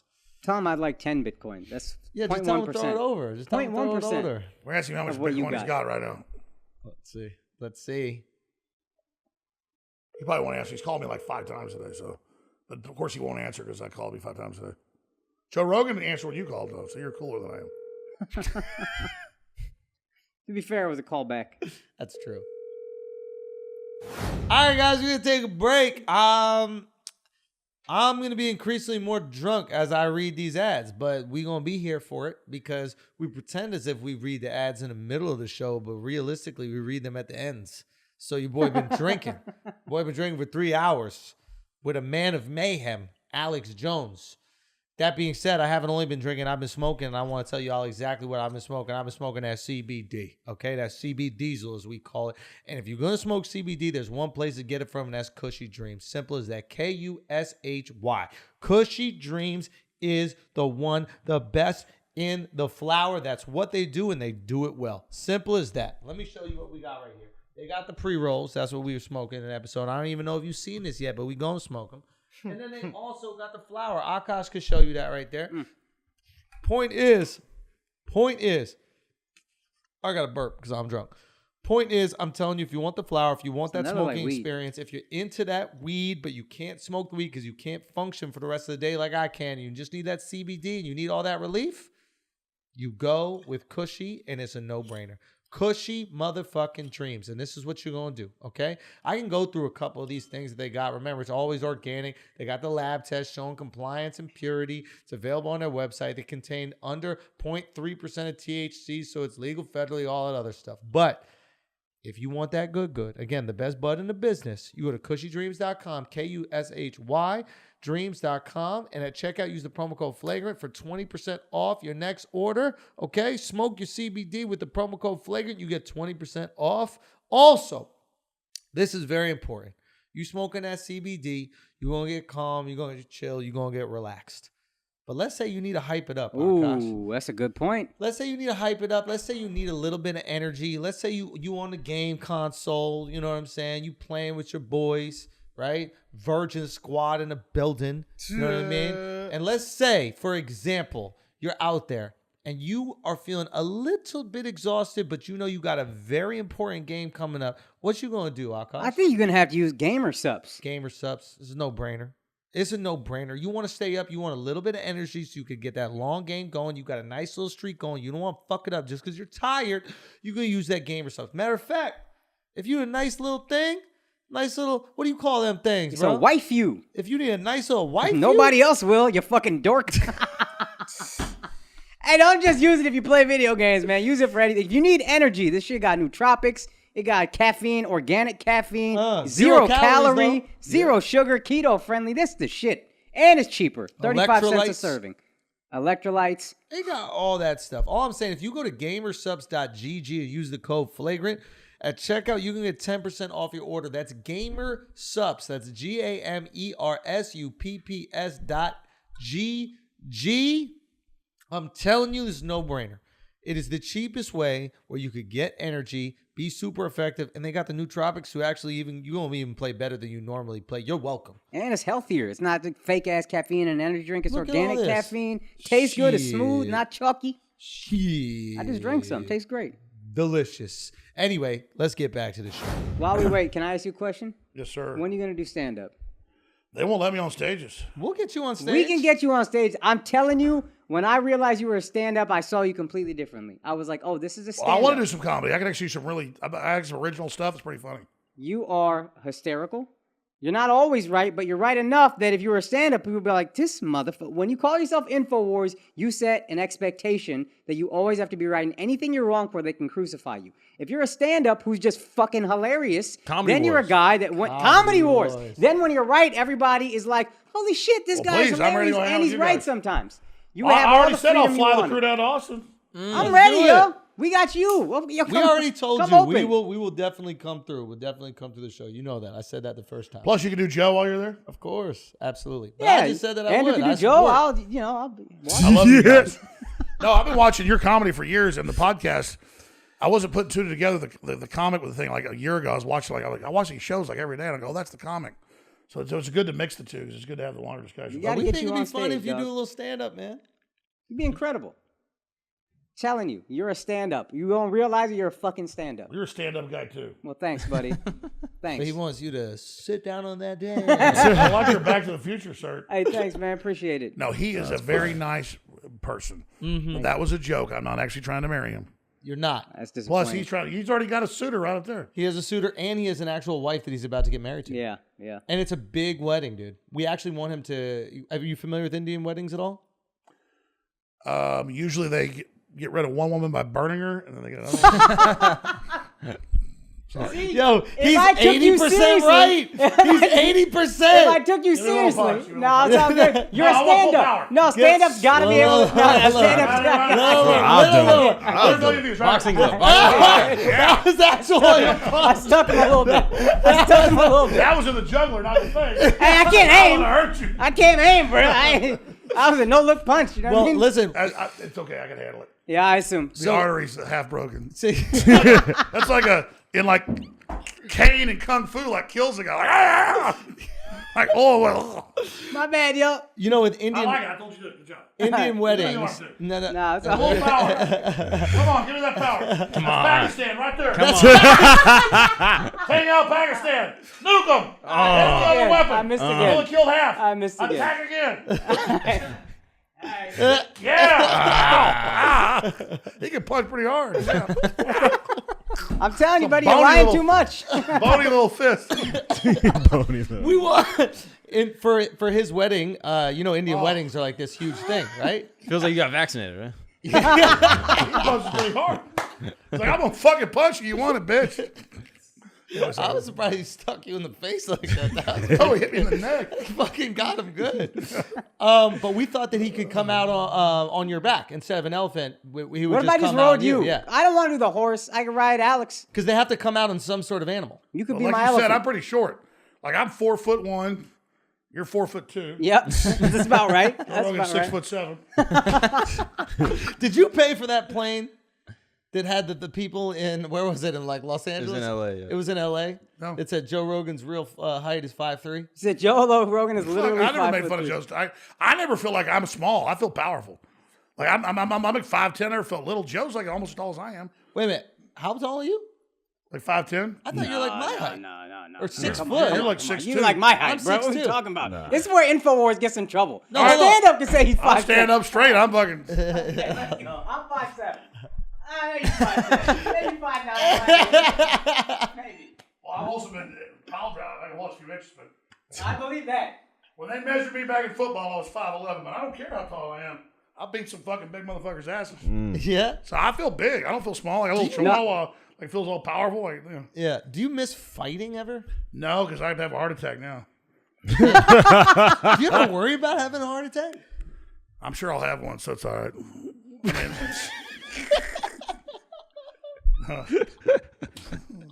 anyways, the key is. Okay, hold on. Do you want to know what the reaction will be to your death? Is there a little part of you that's curious about what Well, the it's reaction? going to be big. It's gonna be big. fucking massive. So are I'm you just sick of everybody talking. talking about it. I look that unhealthy. I am sweating in here. Yeah. It is like 100 degrees in It's 65 degrees and you are sweating. here. Because I'm looking at those legs. I know, baby.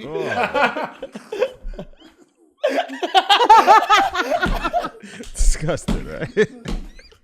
Those are some sexy legs. I have great legs, Al, do I not? Nah. You can't just say I have great legs. You got good legs, dog. I Al got do good not. legs. You Al do can't- not. My You're wife just should have jealous. come. We get her in here. You got a See good whose legs are chest, buddy. better. Don't worry about it. Whose Good legs shit. are better? Who do you think has better legs, me or your wife? My wife, I'm a little partial to women, you know. We're just talking about legs. Legs don't have a gender. Yeah, you can be impartially attracted to legs. My wife's legs are better. All right. I like how you said that, like it was objective. Like you were like, it's close. My wife's legs are better. Anyways, getting serious. Getting serious. Let's No, get serious. because there's 100 topics. Last time you had a whole big list. We never got to them. And I was super drunk. I have a list. I know you're I controlling drank a whole yourself. bottle of adrenochrome. You're controlling yourself, and I don't like it. Okay, here. Because you're here. If I don't control myself, He's about to be a Hollywood executive. He'll show you. you're going to be on my shoulder out the door. Me to pick you up? I might be strong enough. Pick him up. Pick him up. Yeah. The fuck out of the way. We're getting married. Oh, shit. Yeah, Oh, shit. Wow. My girl. Bro, He stole Akaash. He just stole him. you gotta do this. Hey, can I tell you something? His security didn't do a goddamn thing. They just saw me getting fucking carried out the room, didn't do nothing.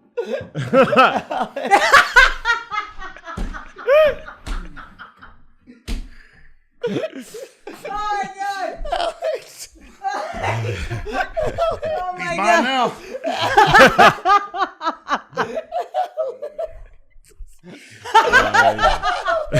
This is great. Bro, what? You're eating pizza? Bro, Oh, where's that pizza from? You Yeah. don't know? that You could don't be know? from Comic Pizza, man. Cosmic? It's comic pizza. Comet pizza. Comet, whatever. Yeah. Yeah, you might have gave the pizza. And what's your mask? That might be little boy dicks on that pepperoni. What if that pizza was ordered by this person right here? You know what happened with that whole story? What happened? We had all the Jeffrey Epstein emails. Pizza grease on it. I want to get some pizza. I don't care who you are.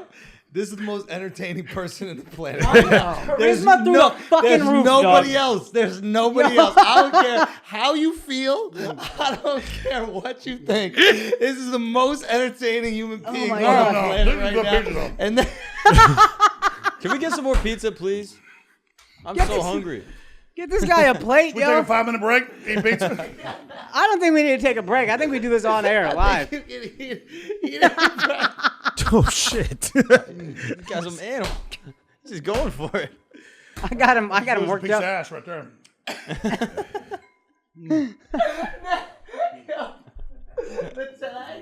What he said? What he said? That's naturally. Nah, it's just a tag for a joke. That was just funny. Oh, yeah. Oh, a joke. You're okay. Yeah. I got you. Oh my god, dude, so funny.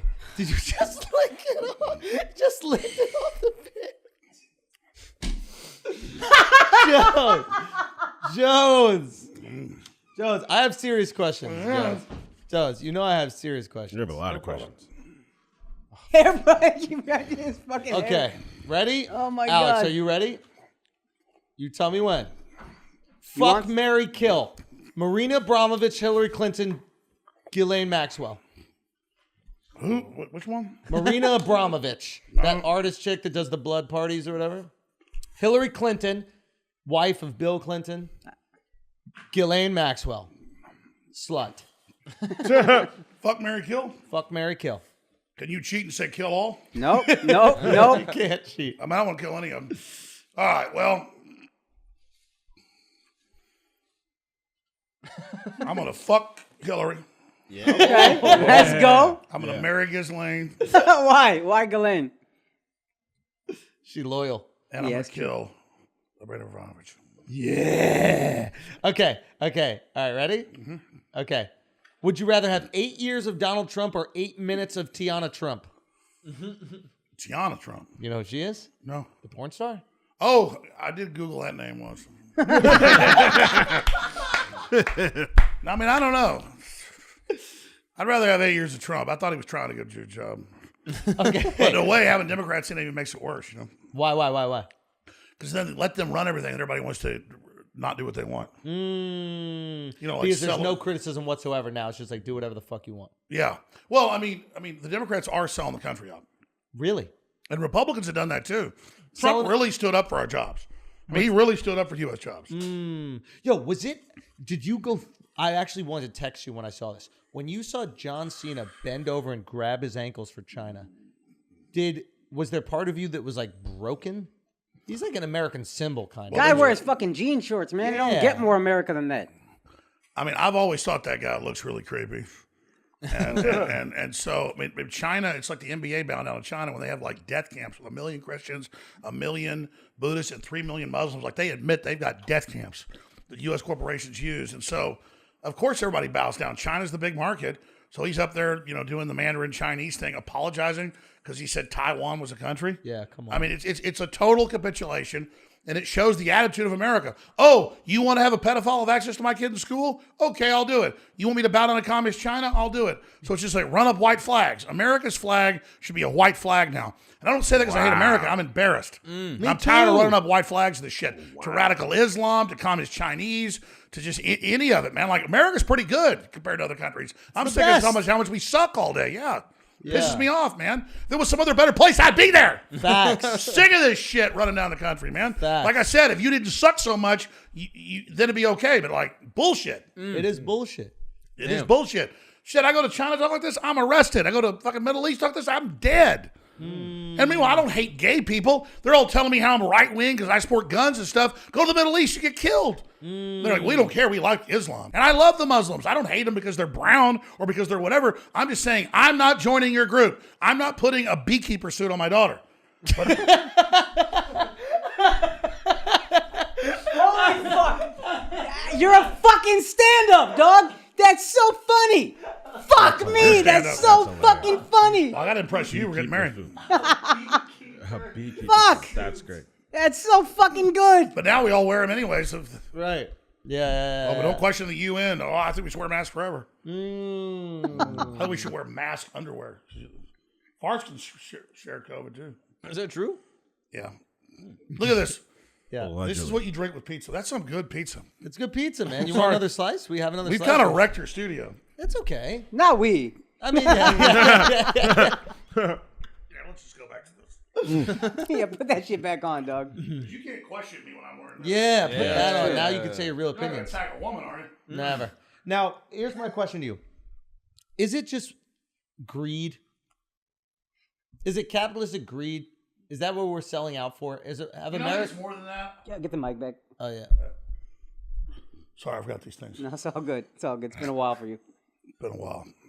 What's all this weed doing over here? That's You wanna CBD, smoke? baby. You want It's CBD? That looks like plants. Well, yeah, that's what CBD is. Yeah. Now, do you want a bubbler? I want to watch hit- you guys smoke weed. You want to hit it like a bong? That's too hot, man. You guys ask how I handle it. It's hot in here. Yeah, I know. I'm not complaining. I kind of like it. But here's the thing: is a it sauna. greed? Is it greed? Is Shouts it to capitalism? Is it Cushy us? dreams. Is it us going? Do you have a lighter? Is it us? What it going- is lighter? decadence. Any culture goes through a cycle where it gets so much freedom, it becomes decadent and falls apart. It's a cycle. I'm not against the cycle. It's a cycle. And so I Okay. just think that civilization's falling apart right now. And because we don't stand up for what we know as the fundamental pillars of the city. It doesn't mean we don't go out and party and do some wild stuff and a little bit crazy, but we support what's good and wholesome and build it up because that's what supports everything else. But when the evil and the corruption and the silliness starts attacking normalcy and productivity, then everything collapses. So everything's balanced and things are out of balance. Okay. You want some CBD or no? It's creative, so I assume you could use some more creative thoughts. You know what I mean? I feel like you're a I guy that can, but I don't feels want to get too high here. Well, this doesn't have any weed in it, but like- it doesn't matter. CBD. So How is it then looks green? it's literally the same flower, it just doesn't have the THC. It's trans weed. Yeah, exactly. Yeah. All right. That's all you, It buddy. literally doesn't you have check any that whole thing THC. down. I'll Is get this it. some Joe Rogan weed? No, Cushy Dreams. Joe smokes the real shit. No, This Joe's is got the real CBD. shit. Yeah. That's Joe all can you. handle a lot. I can't smoke weed and do work or anything like that. I literally Light her can't. back up. You got a lighter back? Yeah. So, anyway. This is being- genetically engineered weed. No, It's the fluoride in the water that makes the weed impotent. It's it's Exactly. gay weed. It's Yeah. like the frogs. it's gay weed. You know, that's a whole other subject now we have the gay frog over here. I actually brought you guys. Hold on. This is a product placement or I'll go bankrupt. Go. You're asking how much money I'm making. We have audiences bigger than ever on our own sites, band.video, freeworldnews.tv, infowars.com, all those Reddit sites. But the big thing we do is just sell t-shirts, books, films, supplements. And just because I look super unhealthy does not mean the supplements don't work. They're actually great. Like I was actually me yesterday and I turned into this after. No, but seriously. Hey guys, will you bring that bag in of goodies, the gay frog stuff? Sorry. There's a bag out there. Looks like we were shipping cash in here for a drug deal. It's over there in the corner. And I was going to come here instead of being Wonder Woman. I was going to be a British guy Okay. and talk to you guys in a British accent. We can do that in a minute. What was the question? There wasn't. That's too nice to me. We're asking about the gay frogs. Yeah. Look, that was a rant 10 years ago. I was reading a Berkeley study about atrazine making the frog population collapse because the males only want to have sex with the other males. I call that gay frogs. I'm not against gay frogs, except they don't have babies, they die. But should gay frogs be allowed to get married? That's a question you need to Well, ask. let them get married. The point is that the reason the big corporations push it is because they don't want more people. So let's open that bag. The mystery green camouflage bag. Oh. Ladies and gentlemen, from InfoWarsStore.com. Well, this is a really bad shirt. No, but we got some of the InfoWars coffee. I told them to put some t-shirts in there. The big thing is Save the Frog shirt, and I brought you guys some. No. Yep, and then we're done. This is horrible commercialism. No, do Pay it. for the trip up here. Here we go. InfoWars with me. Whatever you guys size want. That's a Save the Frog shirt. And it just That's says a fire shirt. Infowars.com.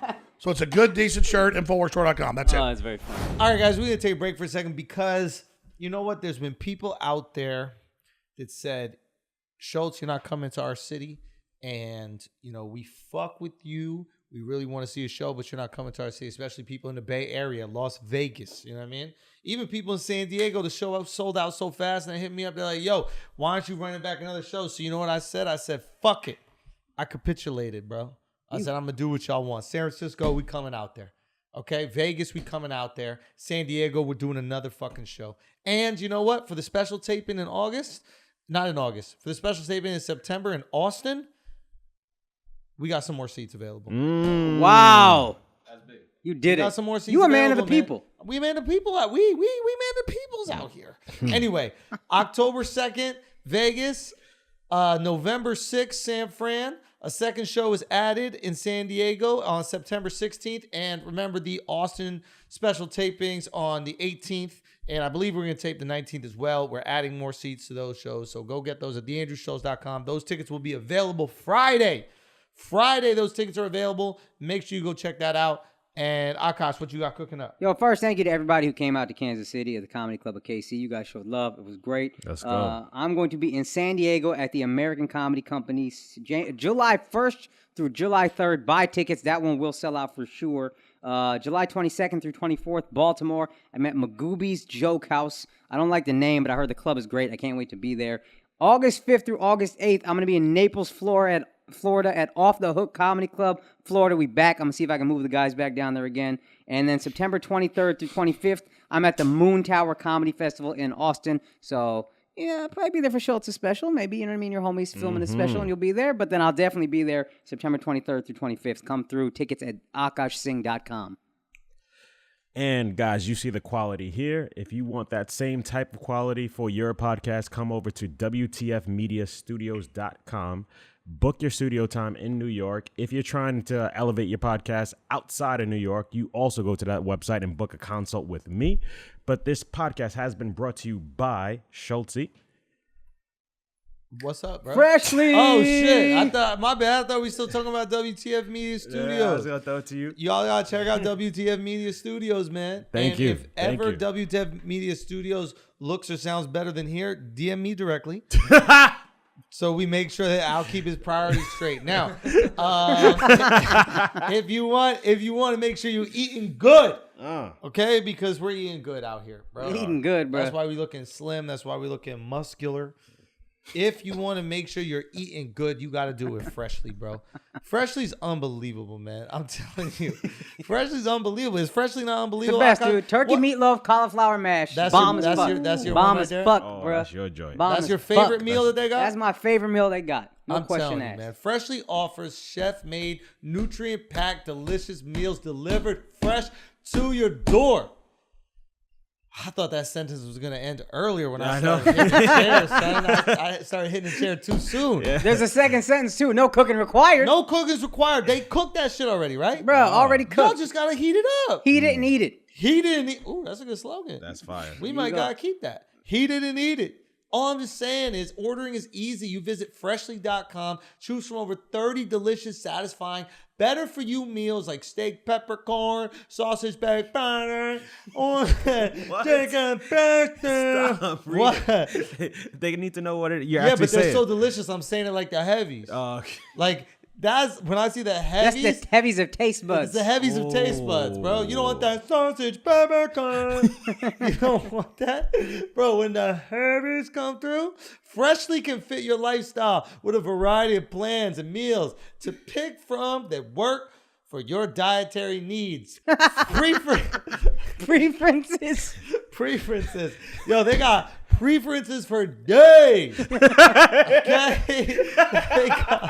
They got taste, family sizes. And now, actually, this is really important. When it comes to actually cost per meal is unbelievable, bro. Because if you're trying to eat out, you're going to get drilled on these prices. But you can do this for $6.16 a meal. Unbelievable. It's unbelievable. Even if you were getting delivery. This is delivery. So that's Bruh. cheaper than McDonald's. Cheaper with way better nutrient-rich foods. Cooking for yourself going to cost you $8.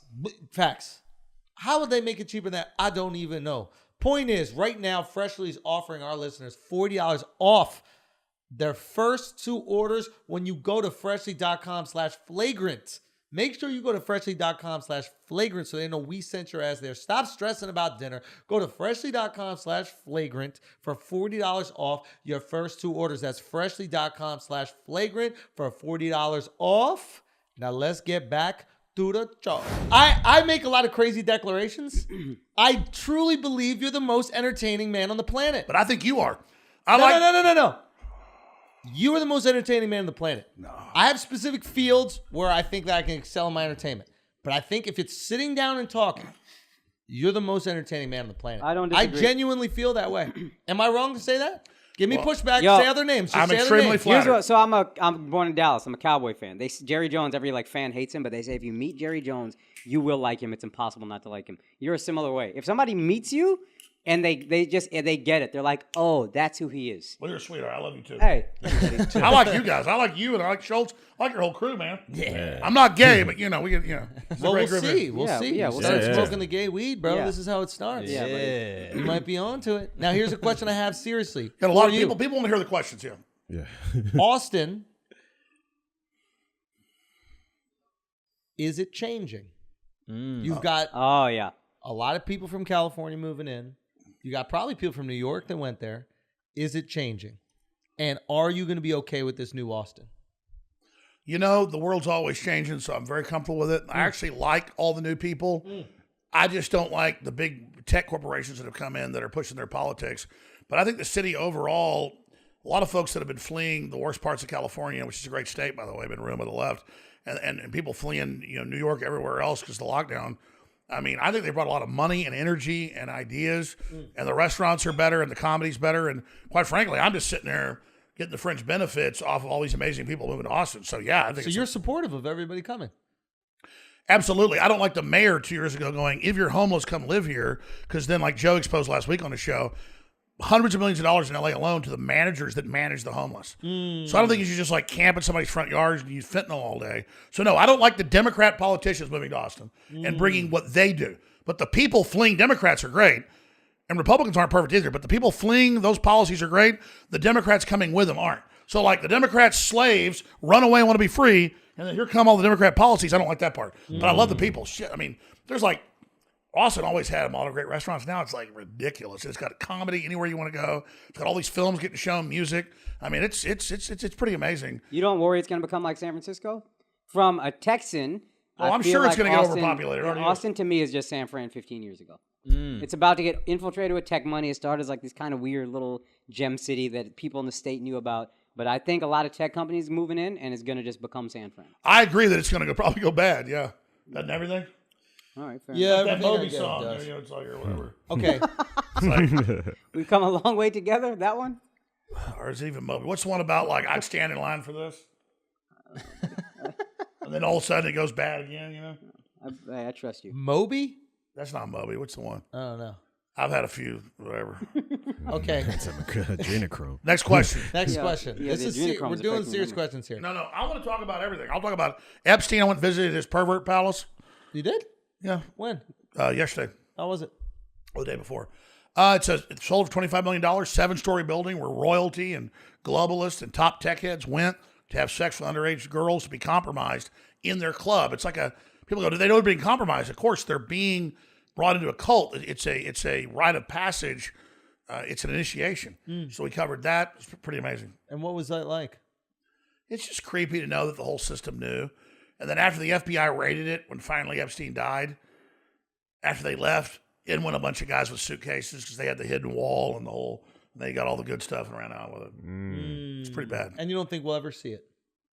I mean, we know what happened. Epstein was just one example of they corrupt people with basically things that are illegal: drugs, money, kids, everything. And I'm just surprised there's a big enough market to compromise the academia and the government with kids. I mean, because I'm not into kids. And so I have a real problem, understanding how people are. But there's, again, enough of these weird, kind of creepy nerd dudes who they're scared of women. They're scared of even whatever. They like that power of it's a kid, like they're over it and everything.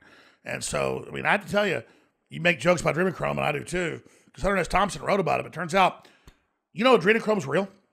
No. It's a real compound. It's a real compound. Yes, in terms of like its physical It chemistry. exists in the world. Yeah. Like Hunter S. Thompson wrote about it in Fear and Loathing whenever he published that. Was that in the early 80s or late 70s? I don't know. 70s, I think. Okay, so he publishes that and talks about a Satanist giving him adrenochrome, and his lawyer gives it to him, and he's really high off of it. Then in the 90s, a company the Clintons are connected to patents the EpiPen. And it says on the package, you can pull it up, adrenochrome. An EpiPen is for people who have diabetes or something like that. They have anaphylactic shock for like bee Anaphylactic stings. shock. Yeah. And so Allergy. Yes. and so it says right on it, adrenochrome. And so I was like, is this real? But yes, it's been confirmed in like the UK. They caught groups doing it, whether they're really getting high off it or not. They torture a kid, scare them really bad, then slice their throat open and they drink the blood, and they think they're getting high off the stuff. So is it actually some drug that's out there? Hunter S. Thompson said it was real. Now it's on an EpiPen. But again, only the UN's allowed to give out medical advice. So we better fact check that. Pull up the EpiPen. It says adrenochrome on it. And I'm not saying the EpiPen has stuff of kids. It's a synthetic, like he said, adrenaline. I don't like fact checking you. I like letting you go. No, but they'll lie about you and say that we said that had that. We're not saying Nothing that. we say is real. All of this is lies. Yeah, this is all hyperbole. But Only Susan Wachowski has rights. She is. do you know what that is? Yes, the fucking Matrix. What a deep cut, dude. Okay. Oh, for anyone listening. No. What's the head of YouTube? I thought you were talking about the Are you Matrix talking about directors YouTube who are creative? trans. YouTube. No, the CEO of YouTube. Susan Wachicki? Wachicki. Oh, the other Wachowski sisters were the Wachowski brothers. They made The Matrix. And now they're, yeah. And then they transitioned. I mean the woman that actually is the CEO. Oh, okay. Yeah. It's way better the other way. Yeah, it's so good the other way. So good. They asked me like in a Vanity Fair article like 10 years ago, do You you were in like Vanity Fair? a bunch of them. They go, do you think the Wachowski brothers good transitioning? And I said, yeah, great. They're an adult. It was in the quote. I mean, I don't give a shit. You're a fucking old dude or whatever. You want to be a woman, go ahead. But the point is, don't try to teach 5-year-olds about that. Yeah. I don't care if you're heterosexual, homosexual, whatever you are. Leave kids alone and let them chase butterflies, man. Yeah, I think that's pretty. I think most people agree on that, and the fact that is controversial in any way is absurd. Because I think if 95% of people, or 95% of people would agree with what you said, right? Yes, Just sir. Leave the fucking kids alone. It's pretty easy. Now, here's my question. Disney, right? Creates a lot of great content, has these young stars. These young stars end up really flaming out at young ages. For the most part. I mean, a lot of them. Too many. Yeah. A too large a percentage compared to the average population. Yeah, I don't think show business for children is good on average. Okay, Yeah. go on that though. So it's not specifically Disney, it's just show business in general. And why is that? We have a theory we discussed. Because the children get told what to do from the beginning and they're not being themselves. Just like we're as adults with executives trying to tell us what to do, it's not healthy. These children are put up there, they're put on a pedestal, they make money, their parents tell them to do it. They behave like trained SEALs. They're around a bunch of corrupt, powerful, rich people. And, money on average, can be very destructive unless you make it all about your art and your mission. I'm like, you guys are very successful. You're, keeping it, real here in Brooklyn, doing your deal. If you try to go to LA, guaranteed you'd have more fights with your girlfriends, your wives. You'd have more issues. It's like, it's just that proximity to that old decadent system. I mean, have you seen at Disney? I'm not going to give Disney a pass. I mean, how they hired convicted pedophiles to be directors over children's movies. Wait, really? Oh yeah, look it up. Fact check that. And let them censor that now. Allegedly. Now they're covering up. Yeah. No. To type in Disney, hired convicted pedophile to direct children's show. I mean, it's all there. I mean, like it's a club, and we ain't in it. And so, Mark, you had a point about the Disney kids, or maybe it was about like child actors, and you likened it to being molested. What was the point again? I don't remember exactly, but like You were once you're in the system and you receive like fame and money and riches all at a super young age, does it emotionally stunt you? Yeah. Does it give you like I was ignoring you. Say it again. If you I had Trump calling literally. Sorry. Not bragging. It's funny to call right now. Wait, pick it up. No, it's already done. Call him back, dog. Call him back. Call him back. This would be hilarious. Let's No, can't do that. When the number goes through, it's like a secretary, and then I miss it. Ah. They all hear I'm in New York. It's crazy. I don't know what's going on. It wasn't a name drop. It's just funny that happened. He haven't called me like a year. Invite him to dinner. All right, start over. I heard what you said. I was ignoring you. You said it's about what the kids being. Yeah, We're talking about child actors, and he goes, he basically say what you said. Basically, I'm curious that if you get fame and fortune at a young age, does it emotionally or developmentally stun you? Do you have like a latent adulthood? Exactly. You have an early adulthood where you top out, and then now what is the point when everybody's kissing your ass? Exactly. I don't think early success is good for people. Yeah. Like, is it akin to like getting molested in the way that it could potentially I think traumatize you? I totally agree that like the whole culture of Hollywood and stardom. I mean, because I never really knew that I was famous. I was living in Austin, just doing my own thing.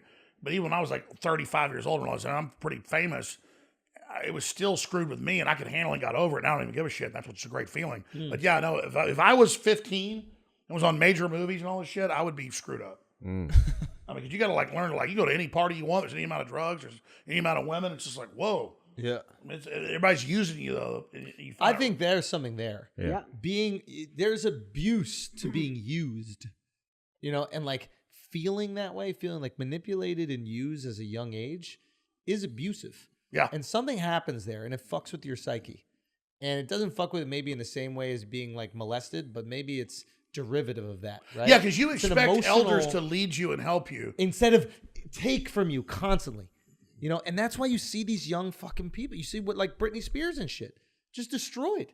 Like, I don't think Britney was crazy at 14 years old. No chance. She's been broken. That's a normal dude. human being. Who was broken by the system, and they let her fucking break. And think of just the how fucked up that is to always have everybody looking at you. Like, you're 14 years old, you go to a restaurant, everybody's looking at you, everybody's screaming. And then, like he said, you got access to every fucking drug you could possibly want. You're not old enough to say no. People might even offer you, and you're just trying to fit in. You're an insecure kid. And the people that are supposed to protect you are making money off you, so they don't want you to stop working. Nope.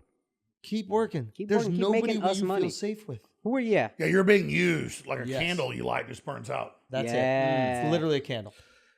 But I also think we start to see the break after their fame or success Disposed starts of. to Fame decline. wanes a bit. And Because now it's they like don't- now it's like this way of life that I grew up knowing is starting to decline, and they don't know how to deal with it And the because people they're who- still young and they haven't developed that That's a portion great of the brain. point. It's of usually like, when they have a burnout from drugs or whatever. As soon as they're not there anymore, nobody's there for them. And the people who are, And the people fact that who- nobody's there for all those people that you thought loved thought you, but loved they're you. really using Bro. you, go away. Yeah. And then you have to deal with that existential crisis, which is like, oh, I'm alone in this shit.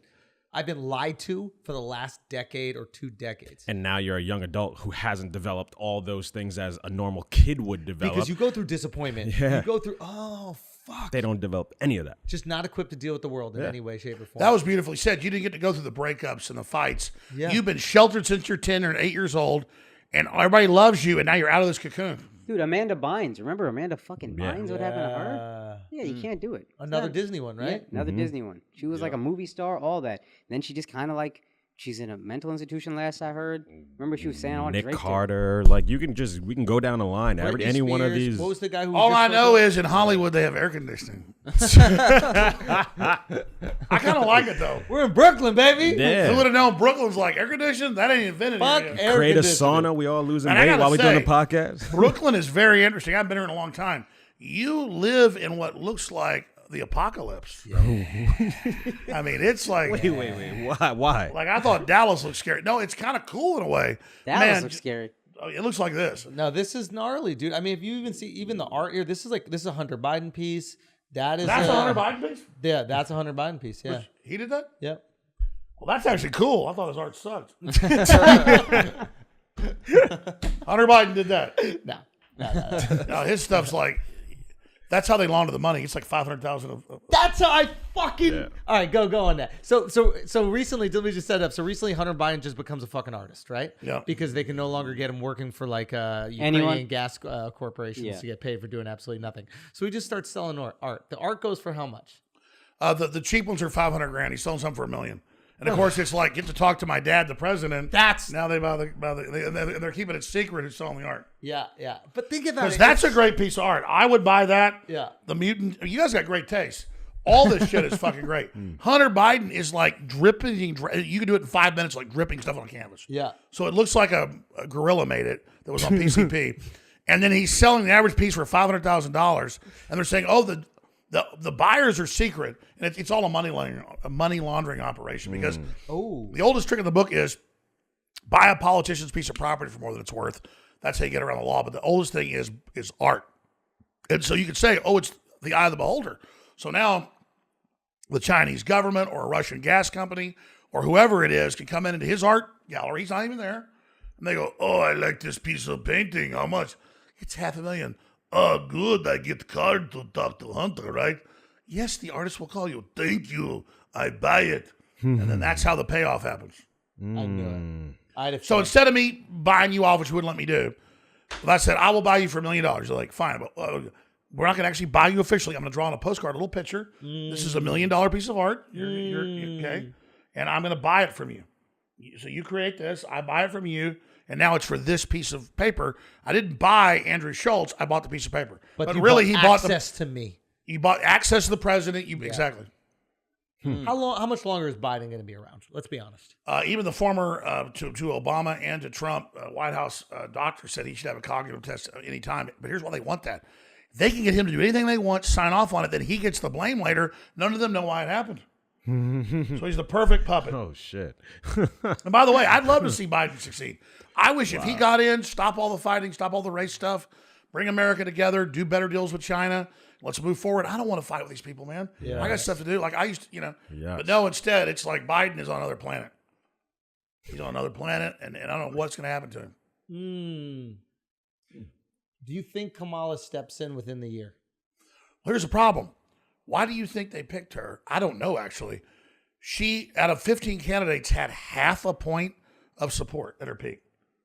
And with black Americans, even less. So, like, no black person that watched her. This is real numbers.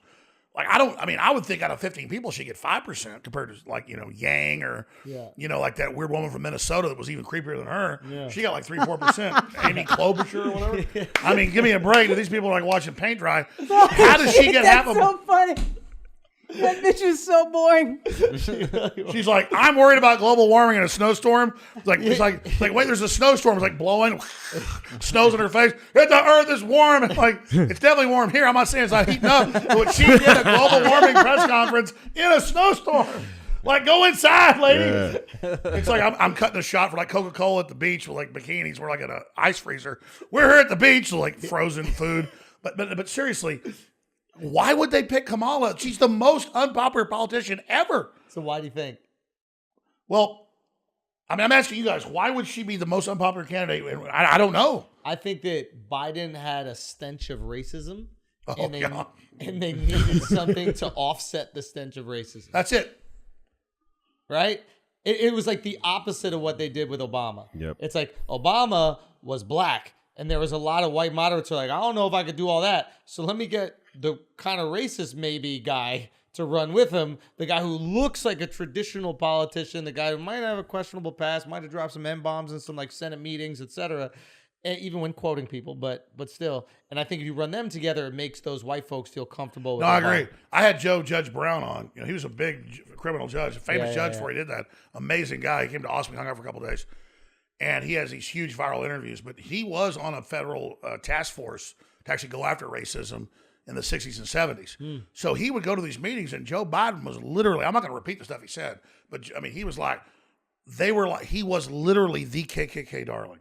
People don't know that Delaware is like the northern, it's like Georgia in North U.S. I mean, yeah. And you had to pull up the Judge Joe Brown interviews, man. And he saw him. So I found the quotes in newspapers. He just put it Robert Byrd, the KKK leader, Grand Dragon or whatever. Grand Dragon, Grand Cyclops. No, I'm telling you. It's like they were playing Dungeons and Dragons before it was invented. Where are you going? I'm going to dress up in an outfit. Say I'm a dragon. You're the 12 years old playing Dungeons and Dragons. You're crazy. But anyways, Robert Byrd, all of them. That's where Biden comes from. So I'm not going to even say the stuff Biden said. It's in news articles. But Brown saw these things at these think tank meetings where he's like, like Biden saying, like, we're not letting these cockroaches in our schools and all this stuff. Oh, it's bad, man. Brown saw it. I've read the articles where it was quoted, like in the 60s and 70s, but Biden had like this weird ducktail, and they called him the Great White Hope, and he's like a KKK leader, basically. Do you believe there's a white genocide? Swear to God, I'm not making this up. Do you believe there's a white genocide? There's a genocide against all humans on Earth by the globalists. They want depopulation. Depopulation across all races? They want it, but they got a black genocide, a white genocide. I mean, like the media talked about how they injected over 10,000 black people with syphilis. That's true and it's wrong. Because they knew when it came out, they go, oh, they did the black people like it's okay. And there was institutional racism. Went, okay, we're not for that, but okay. They were injecting all the poor people with that, man. In Peru, in This is West true. Virginia. This is true. In other countries, they were doing these chlamydia. They did to everybody. experiments and Yeah, stuff like everybody. that. So they're just dicks, man. So it's a genocide against poor people at the end of the day. But do you think It's just rich people Bro. want to play God. Okay, so here's something okay. Pull up Judge Joe Brown on Biden's racism. Have you heard of what's the name of the drug? This we might have to cut. Invectum or something like that. I got it up here. I heard this last week. I don't know if it's real. Okay, so it was a COVID drug. Oh, ivermectin? Ivermectin. Oh, I've heard about ivermectin. It's not a COVID drug, but it was a drug that was used for these serious. No, I know what ivermectin is. That was some other. Yeah. Here's the problem. I'm not a doctor, so people watching can make their own decisions. The United Nations said a year and a half ago, we will decide what a drug is as a treatment, and no one else can, so that if there's no drug that's viable to treat this viral condition, then we have to do the experimental, unapproved vaccine. Right. So that's why they said you can't say hydroxychloroquine, ivermectin, remdesivir, even though now the British have been approving that and others have. So I'm going to say no. Only take your COVID shots. Take Pfizer, take Moderna, do whatever Google says, even though they're in bed with them. Take the shots. You don't need zinc or vitamin C. You don't need food or sunshine or water. Only do what the UN says run by Big Pharma. No, I'm serious. And it didn't come from the Wuhan lab. No, seriously. None of it. None of it came from there. So Now, I will say this. COVID is... I don't think these thousands of medical doctors have a right in their own press conferences to say this. I think it's good they censored senators in congressional hearings with experts about how ivermectin and hydroxychloroquine and all this were helping people. They were liars. I agree with big tech. There shouldn't be U.S. senators having hearings. There shouldn't be Ron DeSantis, the governor of Florida, with meetings with the scientists saying this. You don't have a right to hear what a congressional meeting or a Senate meeting or a House meeting or a gubernatorial meeting. Since when do Senate meetings and House meetings and gubernatorial meetings in capitals with scientists at boardroom tables under oath get to be heard? No! Seriously, fuck this, man. I'm leaving the show. Don't you ever say to me, Andrew Schulz, that we should be able to hear from doctors under oath and congressional testimony. That's fucking sick. What the fuck planet am I on? Google, shut this fucking show down. Don't you ever bring up alternative treatments, you goddamn asshole. Fuck. That's fucking white supremacy right there. That's white supremacy. Seriously, that's white supremacy. Ivermectin is white supremacy. Hydroxychloroquine is white supremacy. Zinc is evil. Vitamin D3 is evil. You don't need any of it. All you need is Pfizer. It's like Bam Bam Bigelow. Bam Bam Bigelow. You know what happened recently in India, obviously? Because I'm diamond ring wearing, Rolex wearing, private jet flying, bitch. That's what the fuck I'm talking about. Woo! Woo! And then you think I'm going to sit here and take that? Then you don't have any idea what you're dealing with. I've spilt more liquor than you've ever even imagined in your little fucking checkbook. And that's why today you will face the heavyweight champion of the world. And it doesn't matter what you try. At the end of the day, it'll be me, Ric Flair, that holds that belt. Now, you ladies get ready to line up and ride Magic Mountain.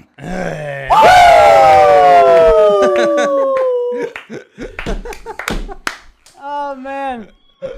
That's your drink. You know, India said they're taking ivermectin. They're bad. They won't turn over themselves to Muslims. Sorry. Yeah, India had to sue so the UN won't block them getting ivermectin. Fuck India! No. Now they said they're not. You ain't getting no fucking medicine, motherfucker. The fucking Google says you don't get hydroxychloroquine, ivermectin. Ha ha, motherfuckers! You ain't getting that. You ain't getting that. Sorry, go ahead. Sorry, you were talking about India? They took away ivermectin and zinc from the home kits. They said that they weren't effective. That's right. Well, no. That's as of yesterday or something. The Indian government followed a UN directive, so the main Lawyers Guild sued over it. That's the thing. I agree because India's doing good. You don't get that. Isn't that crazy though? Trying to steal that ivermectin. Fucking diamond ring Rolex wearing. Diamond ring. Fucking jet flying. You drink. A little chrome. A little chrome for the kid. We're going to eat tonight, too. Damn right we are. All right, listen. A big old slice of pussy, too. Slice? His wife he's talking about, for the record. Hold on. We got a serious one. I got a serious one for you right now. Are you ready for a serious one? Yeah. This is a serious question. Mm-hmm. Okay. Yeah, bring some heat. Lay it on him. This is a riddle. He can handle it. This is a riddle here. I'm not good at riddles. How many Qs does it take to screw in a tiki torch?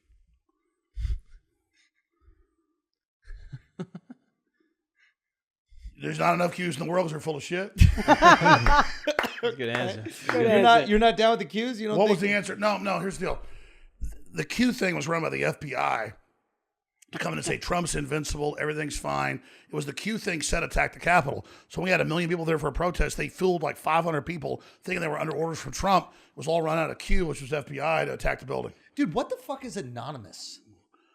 Anonymous is anonymous. I mean, it's the same deal. Like people say, are you for anonymous? Anybody can put a Guy Fawkes mask on and say what they want. So one anonymous I love, one anonymous I hate. But like I have people like walking at me going like, yeah, Q exposed Jeffrey Epstein. You tried to cover it up. And it's like, we're in contact with Trump and the secret alliance. And I'm like, well, I'm actually in contact with Trump. He doesn't like Q. They wouldn't listen to me. But it was all like an internet thing for the left to manipulate the right. They totally chumped them. And the right acted like just idiot buffoons. I mean, I gave the Democrats a congratulations. The way they manipulated that Capitol attack and all of it. I mean, they fucking did that. And they fooled people to go in there. I tried to stop them. They're trying to indict me right now. Really? Oh, it's all over the news, yeah. They're trying to indict you. Fuck yeah, they got FBI investigations open on me. Really? What are you spending monthly in legal fees? That's pretty low right now, probably like $200,000. A month? Yeah. How much? 200,000? A month in legal fees. Well, that's mere chicken feed in a war, my friend. But no, seriously. I mean, Careful now. That's a Akaash's going to get hungry. You keep talking about chicken feet. It's one of those power blasts. It was pretty painful. I want it again. No, I can't. Give me a power blast. Yo, take one from Andrew. He needs Take it. one from Bigger. Andrew. I'm scared of it. People punch around here. Take one from Andrew. Demon punch. All right. one from Anyways, Andrew. no, seriously. I don't spend that much every month. I spend like $10 a month on legal. That's quite a drop, man. It's where we like to go. No, seriously. What's the video that's going around on Twitter about you? There's some video that I think you said you were causing or something like that. I haven't watched it. I was causing it? Some 2-minute video it went viral. What is it? Let me see if I can find it. I'll try to Yeah, it's like, there's a video of you. A lot of videos of this. Schulz, there's a video of you. We want to. I assumed you had seen it. You know what I mean? No, I'm just teasing you. That's all right. He punches hard. I'm not bullshit. He does. Every single week, the government comes out and they're like, yo, here's some aliens. We think it's aliens or UFOs or whatever like that. And people don't care. Why do we not care about aliens anymore? And why do they keep trying to shove UFOs down our throats? When you look at all those, quote, UFOs and devices that are doing Mach 15, the rest of it, clearly we've got a lot of advanced technologies.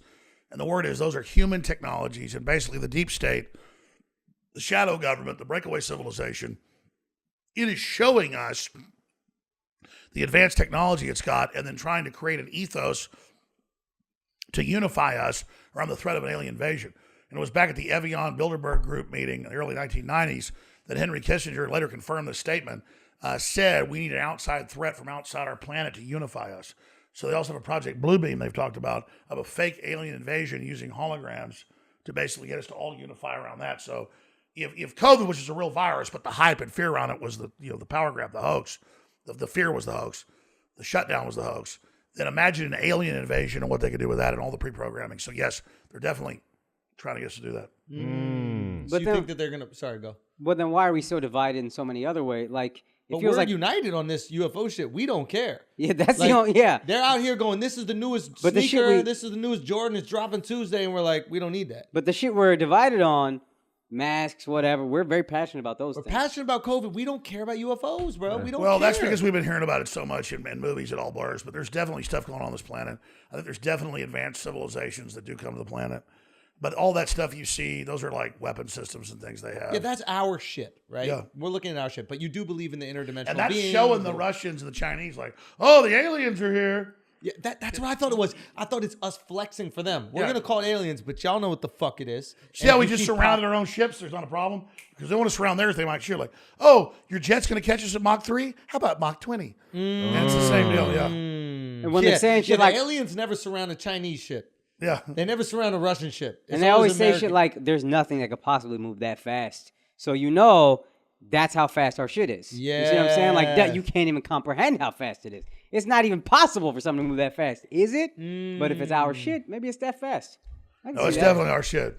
I can see You that. got to ask, why is the U.S. so advanced compared to everybody else? Like, we have like this whole fake economy, and oh, we're oil, and oh, we can't do anything. Oh, meanwhile, it's like, I mean, it's way advanced, 30, 40 years in advance. What do you mean? What do you mean by that? Well, speaking of Israel, did you see the footage in the whole latest Gaza conflict where you'd see like one missile hit a building, the whole thing falls down? It's not how that works. So they've got like these guided systems that go in, and it's like specially programmed shape charges that like basically create some type of barometric blast wave and take out everything. That's like 40-year-old technology. So the Israelis are like now because used to you'd have to like drop a bunch of bombs on like a 10-story building, bring it down, big 20-story building. The Al Jazeera headquarters. Well, a missile shoots in the side, And the whole building comes down. and a little explosion. And all of a sudden, the building goes. Yeah. And then, like the jet flies over, shoots one missile at a building, the whole thing falls. That's like 40-year-old stuff. So now what So you're they saying got stuff is, way worse, man. They've got waves they can hit that just like make atoms divide. They've got satellites, like one satellite just go and just vaporize New York for once. So that's why it's way advanced, man. You say they, but So you mean we. that's us. Well, We. you got to ask the question: So why why does the is United States have all this stuff? Well, then why is China popping off then? Why don't we let them know what time it is? Well, they got some crazy shit too. Like us? I mean, they got. I don't know, but they got some shit. But like us? Like take the space program. Everybody sees fake stuff. If you try to fly, That's because they put fake productions out. They have all sorts of advanced stuff. They didn't want to tell you that the first 20 crews went to the moon or whatever died. Like you like. Wait, what? 20 You ever crews? seen the movie First Man? No. no. It's excellent, but it's about the space program. Oh, okay. And it shows up. But they had a bunch of I programs. thought that was like a coming out of the closet. Well, that too. But no, seriously. Boom. No, yeah. It's First Man on the Moon. But the point is, that's all real because computers transmitting and geeks on the ground can't make it as good as a human, dead reckoning it. They did all those landings on Earth with gravity much stronger. Like there's 35 millimeter footage of Buzz Aldrin and what's the big guy? Neil Armstrong yeah. flying around in those landers and taking off and stuff. I mean, they did all that on Earth. And they had like almost died like 9 times. They were going to scrap the whole program, and Neil Armstrong refused.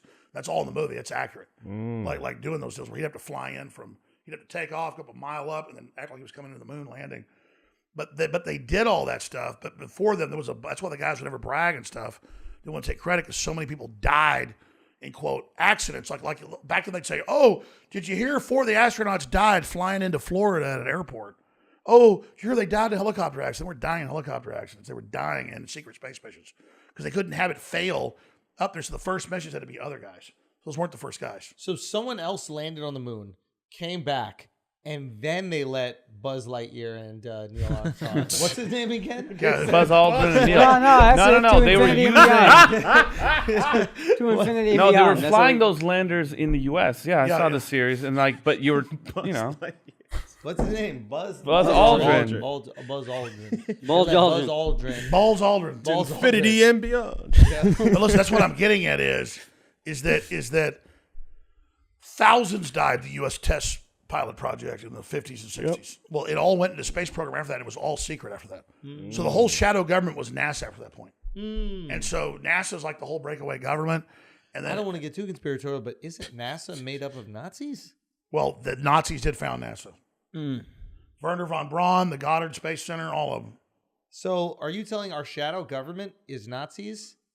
Isn't that the whole I think they're like guys for hire. Because here's an example. Egypt hired some Nazi scientists.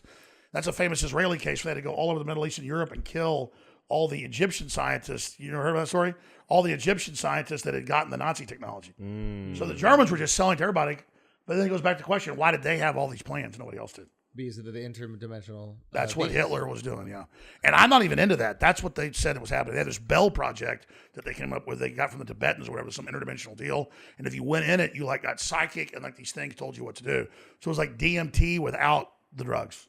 And I don't know if all that's real. I just asked why did the Germans, because Germans are smart, but like the Russians are smart, everybody's smart. Why did they have all the rocket shit nobody else did? Yeah, because their technology was far more advanced. The than space, everybody they invented else's. jets, everything. The space shuttle was something Werner von Braun was like 1937. Like the In space, the 30s. the space shuttle's a whole sketch, whole 9 yards. When does the Model T come out? 1909 or something. Yeah, like that? something like that. I mean, that's crazy. You're talking about less than 30 years after the car. Unbelievable. So you're saying there's some outside influence for that, for sure. The Nazis on record thought they were getting it from the occult, and they were doing all sorts of weird shit. I mean, it's like They're obsessed with that in Bavaria. Yeah.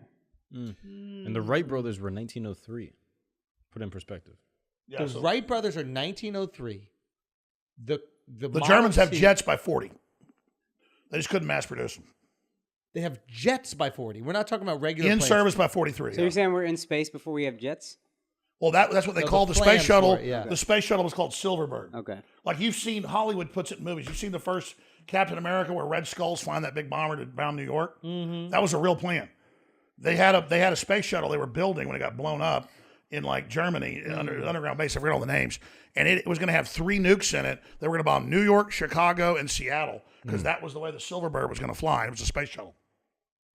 And it was going to have 3 atomic bombs that they were going to drop.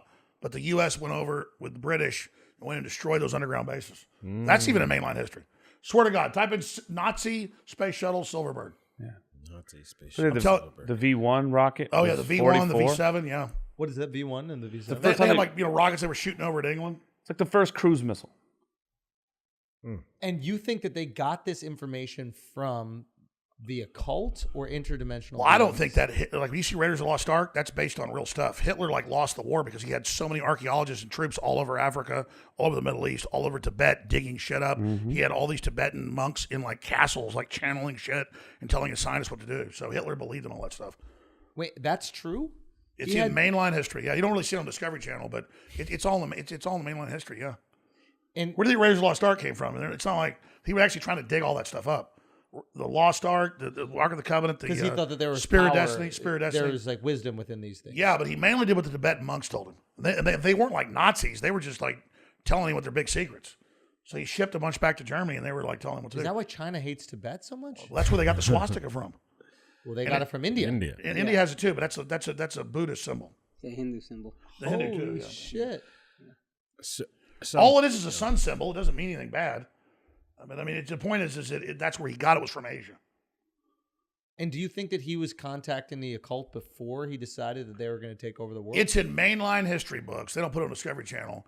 That they had like this SS castle where they would cut off SS officers' heads, and they believed like it would give them psychic power and stuff. Just whacked out, dude. I think of it as psycho behavior. But like, why is Jeffrey Epstein at Zorro Ranch trying to impregnate women for the super race? These rich dudes just go crazy, and they just get on this power trip that they're God. They just do all this crazy stuff, man. So I don't care if it's the Chinese. I don't care if it's the Russians. I don't care if it's the U.S. I don't care who. All these scientists go crazy, and they're all the same basically. You guys find Silverbird? I'm a little let down because when he asked about UFOs, you said, "Oh no, this is just technology that we had already." So when did have aliens come? That's what I'm saying is Like when did that what happen? we're Where's the seeing from my timeline best where aliens understanding. came? Sorry, go ahead. No, I'm just saying when's the timeline when aliens actually came? From my best understanding, this stuff came from interdimensional aliens, whatever it is, and then now we built it. And somehow we were asking, why did the Germans get it first? So your guess is as good as mine. I don't know. Okay. If I knew, I'd be in the, I don't know. I can only study. But if you go back to Egypt and to Babylon and to the Aztecs, every culture has like carvings of these ships landing, these things coming off. Ezekiel talks about blue bubbles on people's heads and like telling them, here, take this, you'll understand everything, you take it, and all of a sudden they have hallucination. Yeah. They're giving all the answers. I mean, you can say whatever it is. Whether it's real or some pre-programmed thing, we think these things come. It's carved on the Egyptian walls like Apache helicopters and UFOs and jumbo jets. It's in the Madrid International Museum. I've seen it, like a perfect carving that's been there 500 years of a jumbo jet with windows on it. Wait, what? A jumbo jet with windows on it and the engines. Whoa. What? Yeah, in Egypt, and all over they have carvings of like Apache helicopter. It's like our stuff, and then like flying saucers. It's like different spaceships. Like there's a spaceship. There's I don't know that. That's a passenger plane. It's like whatever these people had, they were seeing all this. We also got this from Da Vinci. But remember that game Wolfenstein we used to play when we were kids? That's Himmler's castle. That's, you know how there was like monsters and aliens? Himmler's castle's where they did it all. Yeah. Yeah. So then playing that have shit for aliens years. come back since? Huh? Have aliens come back since? I don't know. I just know that the lore is the Germans, they were doing occult shit to get knowledge. They thought doing black magic, they were getting power. Okay. And then they made the best weapons. So I don't know. Maybe I don't know.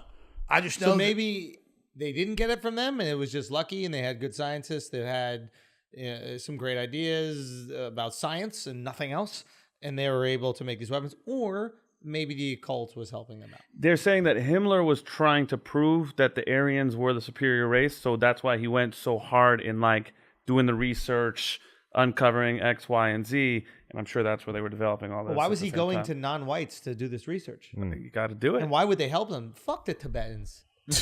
Yo, fuck Tibet. Well, they didn't know China anything. yank that shit. They just those guys They were helped him. They gave him all the justification for what he was trying to do. They didn't.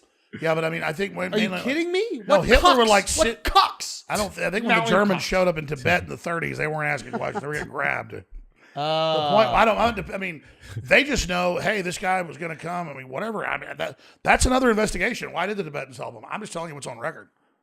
Like the Tibetan, you know. I'm curious about like famous occultists. Do you know much about Aleister Crowley? Oh yeah. Did he have any role in World War I or II as far as occultism, you think? Yeah, he was countering Hitler with his V symbol. Like Hitler had his swastika was his archetypal sigil. And in the magic, this was Aleister Crowley worked with then it was OSS to create this. So Crowley is from the English side? Yeah, he's like an English occultist, and he's often referred to as the most wicked man to ever live. Yeah, I and never so he understood was the why. guy on the other side fighting Hitler. Why was he considered the wickedest man to ever Because he live? killed his own son and stuff in Spain. Whoops. Yeah. Why did he kill his son? And then Maybe he his helped. son was an asshole. He helped found NASA with Jack Parsons in the Jet Propulsion Laboratory. He founded NASA. Well, through Jack Parsons. Jack Parsons was like the high priest of What's the the asshole West behavior? of the what? What's the wicked behavior? I'm not seeing real wicked behavior. No, he killed You don't his. wanna He kill his son. sacrificed his son in Spain, I mean, that's pretty wicked. For the occult. and he was the first I mean, Hitler guy. exists. This is the most evil man that ever lived. He did rituals in the Great Pyramid in like the 20s, and then drew the sketch like a gray alien. So the first image we see of a gray alien is from him. Wait, really? Yeah, and then all that Aleister Crowley stuff that's in the WikiLeaks is they talk about the Aleister Crowley cult and doing his rituals.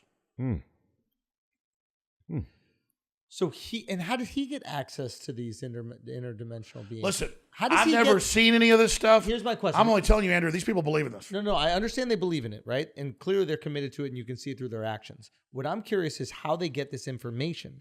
How do they get the information that lets them know I need to kill my son so that I can get some greater power or wisdom? You've got to turn yourself loose and give a sacrifice to these beings for them to give you advanced knowledge. So if you go back to the old like Grand Grimoire and things like that, like those black magic original documents, I've read those. You would have to sacrifice a child, and if you go back to the Druids, which was in Europe and Germany and in England, routinely they would say, hey, we've had bad crops, the king has to kill his son. So it had to be a more valuable sacrifice to the gods to please them, and they would give you the answers. Aren't the Druids in Israel now? Druze. Oh, the Druze. What? Wrong. No, the Druids. Yeah, Druids. The Druids was the shamanistic system of ancient Europe. Stupid. And then the greater the sacrifice, the more the crops. That's would close, probably though. come. That was close. That was Yeah, like no, I mean one fucking everything. I mean, syllable. look, the whole Like, leave us alone, Andrew. Jesus. the founding.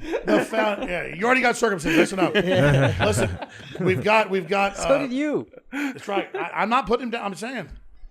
Anyways, that's pretty dominant, though. Anyways, all I'm saying is, Imagine grabbing a dick and then snipping a piece off. That's dominance. if you go back to what's the founding myth of England? It's King. It's Prince George. It's Saint George slays the dragon. What was the dragon demanding in this 1,000-year-old myth? The children. He wants to eat your children or it'll destroy your village. And so he stands up and slays the dragon. That was the Christian church coming in and saying human sacrifice is over. The Druids of the dragon. Everybody got that and said, okay, we don't give our kids to you anymore. Because I mean, they go in and dig up these mounds all over the UK. Holy shit! So Thousands of dead kids, just like the Aztecs. Every culture was killing their kids. So you can Let's really give the Jews some credit. They were the first culture in written documents to say with Abraham, "Hey, we're not going to kill kids anymore. You can just kill like a goat."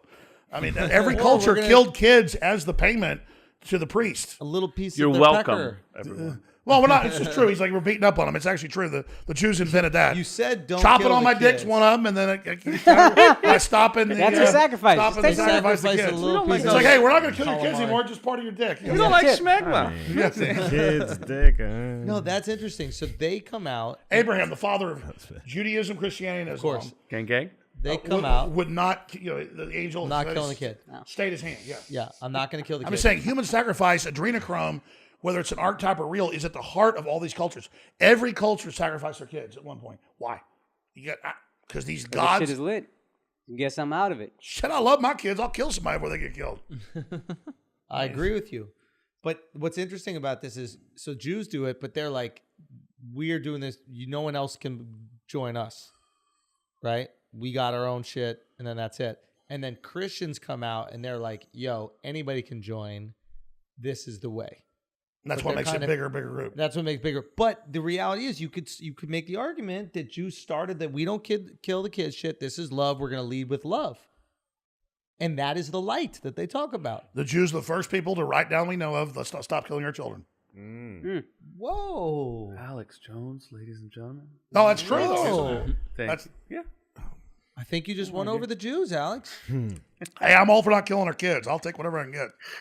And I like my dick, too. Got a Jewish dick, okay? Guys, we're here with the legend that is Alex Jones, not Wonder Woman, if you were curious. Go check him out. Tell him every place that you can check you out. Go buy the coffee. Go buy the shirts. Yeah, because you asked how much money I make. The truth is, I'm spending it all to keep my employees. Because I had this big infrastructure that was for all the social media, all the things to get the word out. I was never like based just to make money. Money's not bad. I love it. I'm a capitalist. But now, I mean, I'm actually selling my big house because it was a good investment in Austin to expand and keep what I'm doing, going on. Because to me, I'm not worried about money. I'm worried about getting the truth out. But when people support us at InfoWarsStore.com, books, films, Save the Frog t-shirts. And we have our own video platform. Gets millions of views a day now. And that is banned.video. That link is banned a lot of places. So you got to go to freeworldnews.tv. And that's where we are. I'm on 6 days a week. And a lot of times I work on Saturday as well. So everybody can just tune in the show. My man. Well, we think you're absolutely hilarious. I love you guys. You're a stand-up, you. buddy. We got to get you on stage. We're going to I'm get telling you you, on it's gonna stage happen. eventually. You say it, I'm coming. Yeah. And I'll buy you guys plane tickets. I'm so rich. No, come to Austin. No, we'll get ourselves out there. Alex has one more question. Just one last question, because you mentioned before that the FBI was investigating you, and I think the video Akaash was referencing is like something where you're saying, "Oh, I got paid $500,000 to help the Capitol riot" or something like that. Like, is there any credibility to that? Did you have any connections with the Capitol riot? I'm just That curious. sounds What right. don't we know about that? I'm glad you bring that up because the last thing I would want to do is attack the U.S. Capitol and go to Supermax prison. The way I work is live on air. If I start calculating stuff, I'm exhausted and can't do it. I just tell what happened. So yeah, I go to D.C. This whole nightmare unfolds. This whole thing happens, and I go up on a rooftop that night as they're attacking people with flashbangs, and there's hundreds being arrested and total insanity is happening. We'd already rented this top of a building right above the Capitol to cover the events that day, thinking Trump was going to come speak at the Capitol. It didn't happen. So the way to tell the story, because this will be definitely viral, and it's smart for your show to bring this up, period, is to explain the whole thing. So let's start at the end and then move back if we can. Currently, it's a video that gets 1 million here, 1 million there, 5 million there, 400,000 there. When you say it's a viral video, it's every day trending on Twitter for 3 weeks straight. Sometimes #1 on Twitter, arrest Alex Jones. Alex Jones confesses to ordering the attack on the Capitol. And they even lie and go, look at this leaked video. I'm up there above the Capitol with it behind me explaining what happened. All I knew to do that day was go report, hey, Trump campaign called me 3 weeks ago and said we need somebody to fundraise to set up an event where he's going to challenge the election at the Ellipse outside the White House. That's 1.5 miles away. Because contrary to popular belief, the president and the executive branch doesn't pay for these events. You've got to get campaign people to pay for it. Well, Trump had no support then. So we wanted to challenge the election. It's our right whether we're right or wrong. And I'm like, wow, the president wants me to do this. Yeah. And so I ended up talking to some of the people involved. They got the fundraisers. They try to give me the money. I go, no, here's the money over here. It costs $500,000. I get in contact, talk to the White House. They want to have a peaceful event like Trump has all the time at the Ellipse in between the Washington Monument and the White House. 30,000 people can sit there. Big fence, porta potties, all, metal detectors, everything. I get there, and I'd heard this. I hadn't talked to Trump in months then, and they said, Trump wants you to lead a march to the Capitol when this is over. And who tells you this? It's people from the White House, and they're coming out of the back. Like I'm in the front row, and there's Trump right there, and they're coming out and talking to me and saying this. And I go, yeah, I'd heard this. And then sure enough, 30 minutes to the end of his speech, he goes, all right, I want everybody to start marching to the Capitol. And the Secret Service opens up the back thing while he's still speaking. I get let out. Pennsylvania Avenue's right here.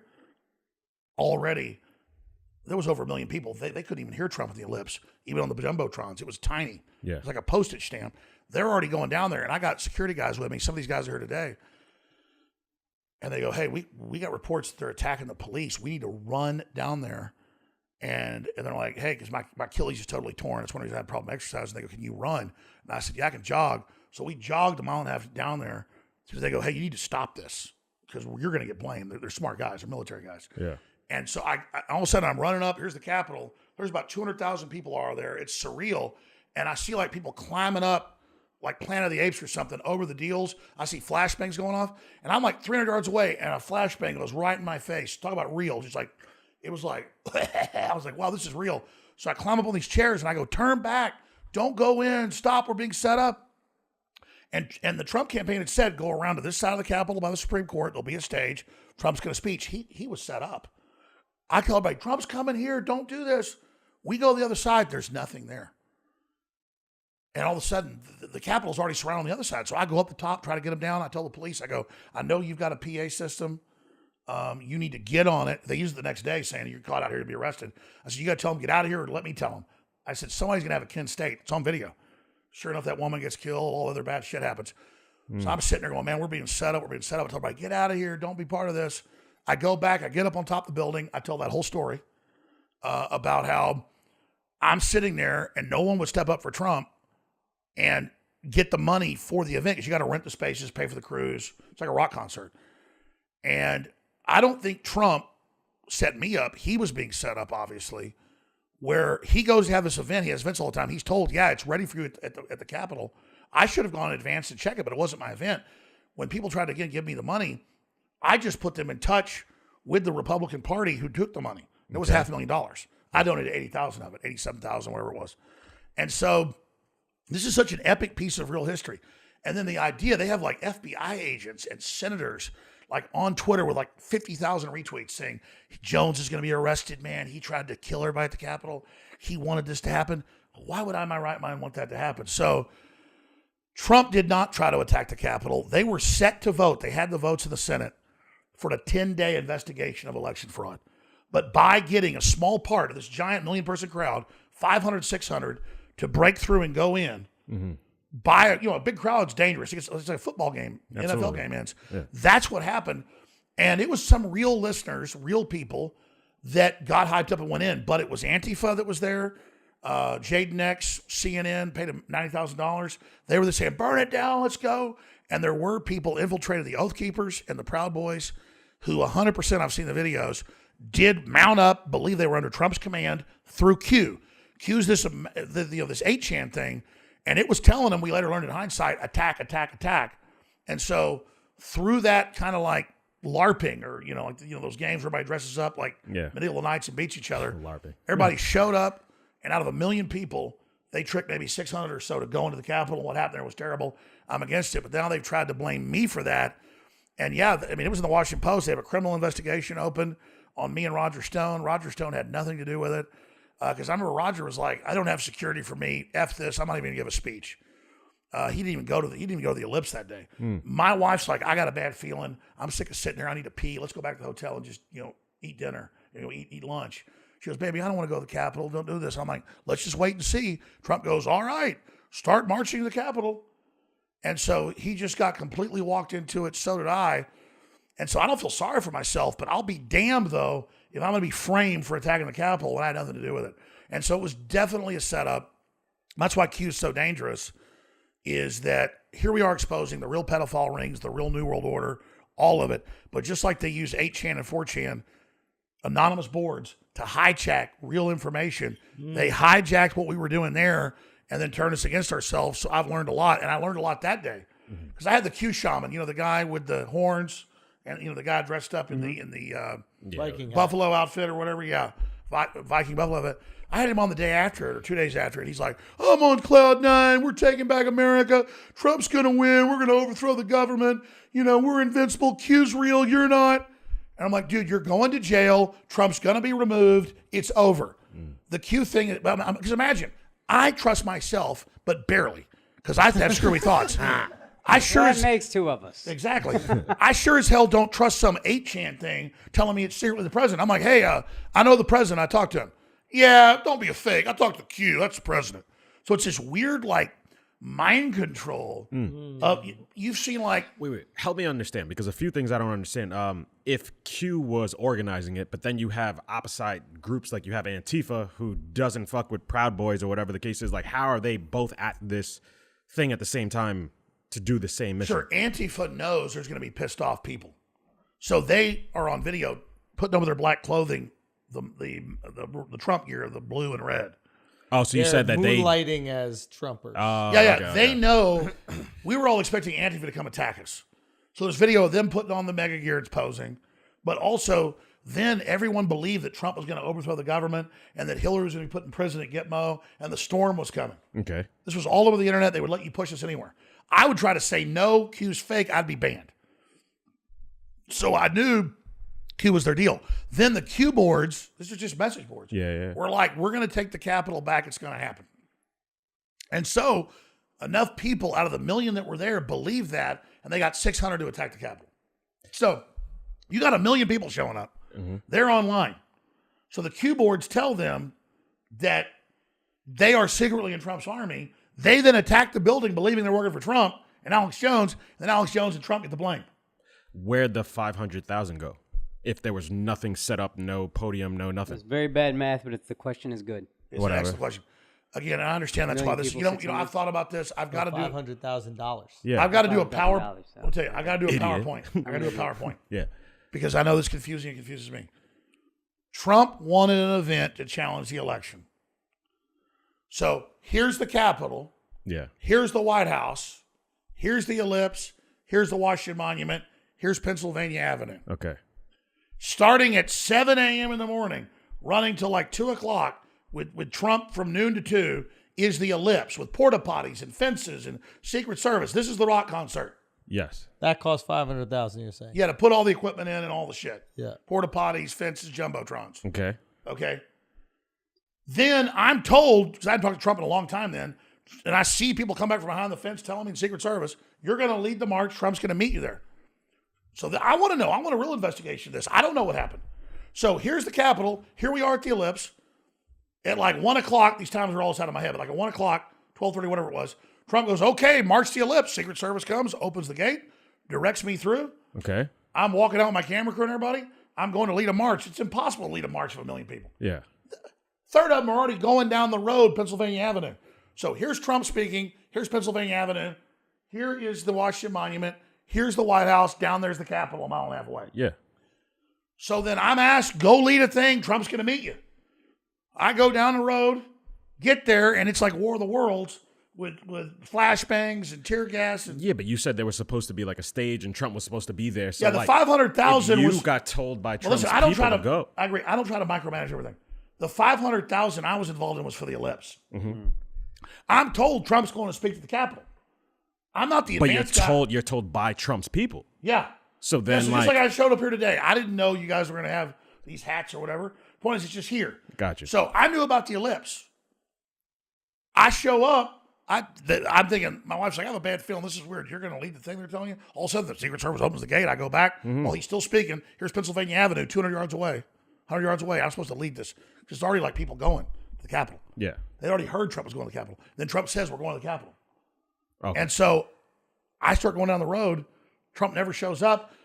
I'm on video going, let's go to the stage. It's over here. We had a marked deal. We go, there's no stage. So not to accuse anyone, but if I had to deduce, like, if Trump says, hey, everyone go to the Capitol, and you were told that there's supposed to be like a big rally speech going on at the Capitol, and then Trump never shows up at the Capitol, but he organized all his people and told them to go there and let's fight and take our country back, isn't that kind of Trump leading those people to go attack the Capitol? Listen, that is absolutely open for discussion. And that's horrible wargaming, because who would like, when you're about to get a vote for a 10-day investigation to hold the election, why would you do that? You want to show your numbers and be peaceful. All his rallies had always been peaceful.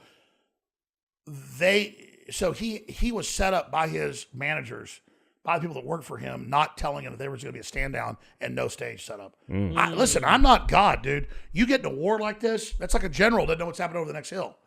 Like old times, like a general didn't know what was really going on, you know? I didn't have any idea. Yeah. I was asked to set up the rally. I'd already done 2 big ones in D.C. One that had 1 million people, one that had 400,000. So we had huge events that were massive. That's not an exaggeration. We're talking about like seas of people. I'll show you the video. And so I was like excited just to do this. And I clearly got set up by the managers of it who led us into a trap. Got it. So are you not worried now, because you are outspoken in saying that you were told there was going to be a rally to the Capitol, and Trump and his side is saying, hey, I had nothing to do with that. So aren't like no, somebody's Trump going to have to fall on Trump the... said go to the Capitol. So I'm just saying somebody's going to have to fall on the sword. Yeah, but listen, what I'm trying to explain to you, this is all public. Yeah, so I'm They're saying, just are you online not, going, are you look, not worried? here's an edited video of Alex Jones. Here's an edited video of Alex Jones. There's Hillary right there. Here's an edited video of Alex Jones saying, hey, Trump told me to do the rally. They're talking about the ellipse. No one thought about the Capitol. Yeah. So they told Trump, we've got you a stage. They told me that. I just guessed they had all that. Gotcha. Like I guess when I came here today, you guys would have a stage. Yeah. And then they set us up. Or maybe Trump did it and like, let me really hurt myself, make myself like an idiot, and destroy my chances of stopping this fraudulent election. I don't see a motive there. Gotcha. But I mean, listen, you're at a big deal with the Secret Service and the porta potties and the fences. I was just there going through the line, getting ready to sit there and watch the president. And all of a sudden he's like, march to the Capitol. Secret Service opens the gate. Everything they said. And I believe insiders in the White House set him up. How do you think it's going to end up? I mean, 5 people died. 1 cop 2 days later, and it's a terrible thing. 4 citizens died. They act like it's the worst thing in U.S. history. It wasn't. We saw all the fires, the mostly peaceful protests, in the summer before that. They're just trying to use this as their pretext to go after the American people and use anti-terrorism clauses against the public. And the idea that Congress that was involved in this, the idea that Congress people, they have like articles, was Jones coordinating with Congress people? And I've had the feds like subpoenaing my phone records, and like none of it happened. We were not coordinating anything. I was like, my wife's like, I want to go eat. This is cold. And like an hour later, I'm like flashbangs and not knowing what the hell's going on. I've been to 50 Trump events. I was not expecting to walk into this. Yeah. If you could go back and do it different, what would you do? I would say, oh my God, we can't do this. We need to have security at the Capitol. We're going to be set up. They're going to provoke terrorists. We got 1 million people crowd. They're going to get out of control. And if we don't have the crowd control, but I wasn't running the event. I was asked to get the fundraising. I thought, this is weird. And all of a sudden, these fundraisers start calling me. I was being set up. So I don't know all the different angles or designs of this, but they wanted to get the whole opposition there at once. You can say, well, maybe Trump is really a globalist. He doesn't like you, and he wanted to set you up as he left office. I don't think that's the case. But some weird shit definitely went on. Gotcha. Thank you for answering my questions. Thank you. Just remember, when you see those videos, there's hours of me talking about it, just like I did right now. They're like, they'll probably take clips here. Jones just admitted on a major podcast that he is a fraud and that Trump ordered him to attack. And you'll be like, you didn't say that. That's what they do. Find out what I'm really saying at band.video and the evil Infowars.com. Guys. Last question. How did you celebrate Juneteenth? Ooh. Well, that's a good question. When I grew up in Dallas, I was quite the history buff, and my black friends didn't know what Juneteenth was. Juneteenth is a lot of people didn't know up until about 2 years ago. Well, but exactly. keep going. Yeah. Texas never celebrated though. Yeah. Well, but I'm saying I'm in the heart of it in Texas. Yeah. And it was at the 2 years after the Civil War. I don't have all the the history in front of me. Years after the Civil War, they learned in Galveston, Texas, about the Emancipation Proclamation and Lincoln and all the rest of it. And so it became a big deal. Now the left just wants a holiday they own, exploiting black people, to be the new July 4th. No, seriously, that's what they're doing. Okay. And so it's like, oh, it's this big new black holiday that the Democrats own and the rainbow flag owns. And now it's bigger than July 4th. So they're canceling July 4th in a bunch of Democrat cities to have Juneteenth, which has, with a rainbow flag, of course, which has nothing to do with ending slavery or black people or any of it. Hell, Biden's up there pushing it. They didn't end slavery for 6 months after Juneteenth in Texas, in Delaware. Oh. Delaware kept it going for 2 years after. Oh, shit. So anyways, I could sit there and virtue signal and go, I love Juneteenth, and I think it's the greatest thing since sliced bread. We already have Martin Luther King Day. How about we have Pro-Human Day or something? We have 5 black holidays. Hell, I have 150. The point is, who owns those holidays? And just like Hallmark created Father's Day and Mother's Day, and just like Coca-Cola kind of produced modern Christmas, it's just the Democrats want to own their own holiday. So let's get straight. This is a Democrat, deep state, big tech holiday. And so I'm not against. It's a lot of people. So. No, but I mean, let me tell you. No, but seriously, what is Juneteenth? It's something Democrats tell people about, and people are like, "Oh, that's my holiday. You gotta let me have it." Well, is it really your holiday? I mean, really, is that How about we have? So do you not celebrate Father's Day because it's a Hallmark holiday? Like if your kids give you a cake, are you like, that's deep state, that's big corporate business? Fuck that cake. Well, I wasn't with my kids for Father's Day. I'm here. Wow. No, seriously. Oh shit, you a real one. He's your daddy. That's what This guy looks like Craig Jones, one of the top grapplers in the world. Craig Jones? He's a grappler. Oh, really? Oh, I never heard of him. Handsome guy. Let me see. Danaher Death Camp. You guys got to come to Austin. Go out on my cabin cruiser. We're gonna. We do got it. We're out there. We're out there soon. Joe Rogan's coming. We're all going out in the cabin cruiser. I'll be honest with you. I'm a little bit frustrated. It was a great podcast, but I'm really upset that I can't explain. There was an ellipse event. We had lots of Trump events. We were not trying to attack the Capitol. Why would I want to attack the Capitol? I'm on video trying to stop it, right? I did not know that, but I all believe they do is like put out articles. Jones caught. Video surfaces. Yeah. It's like video leaked of Jones saying he's pissed and sick of Trump. I said it in a fucking studio with 3-point lighting. I'm like, I'm fucking sick of Trump 2 years ago. I'm so sick of his shit. I've been so attacked because I support Trump.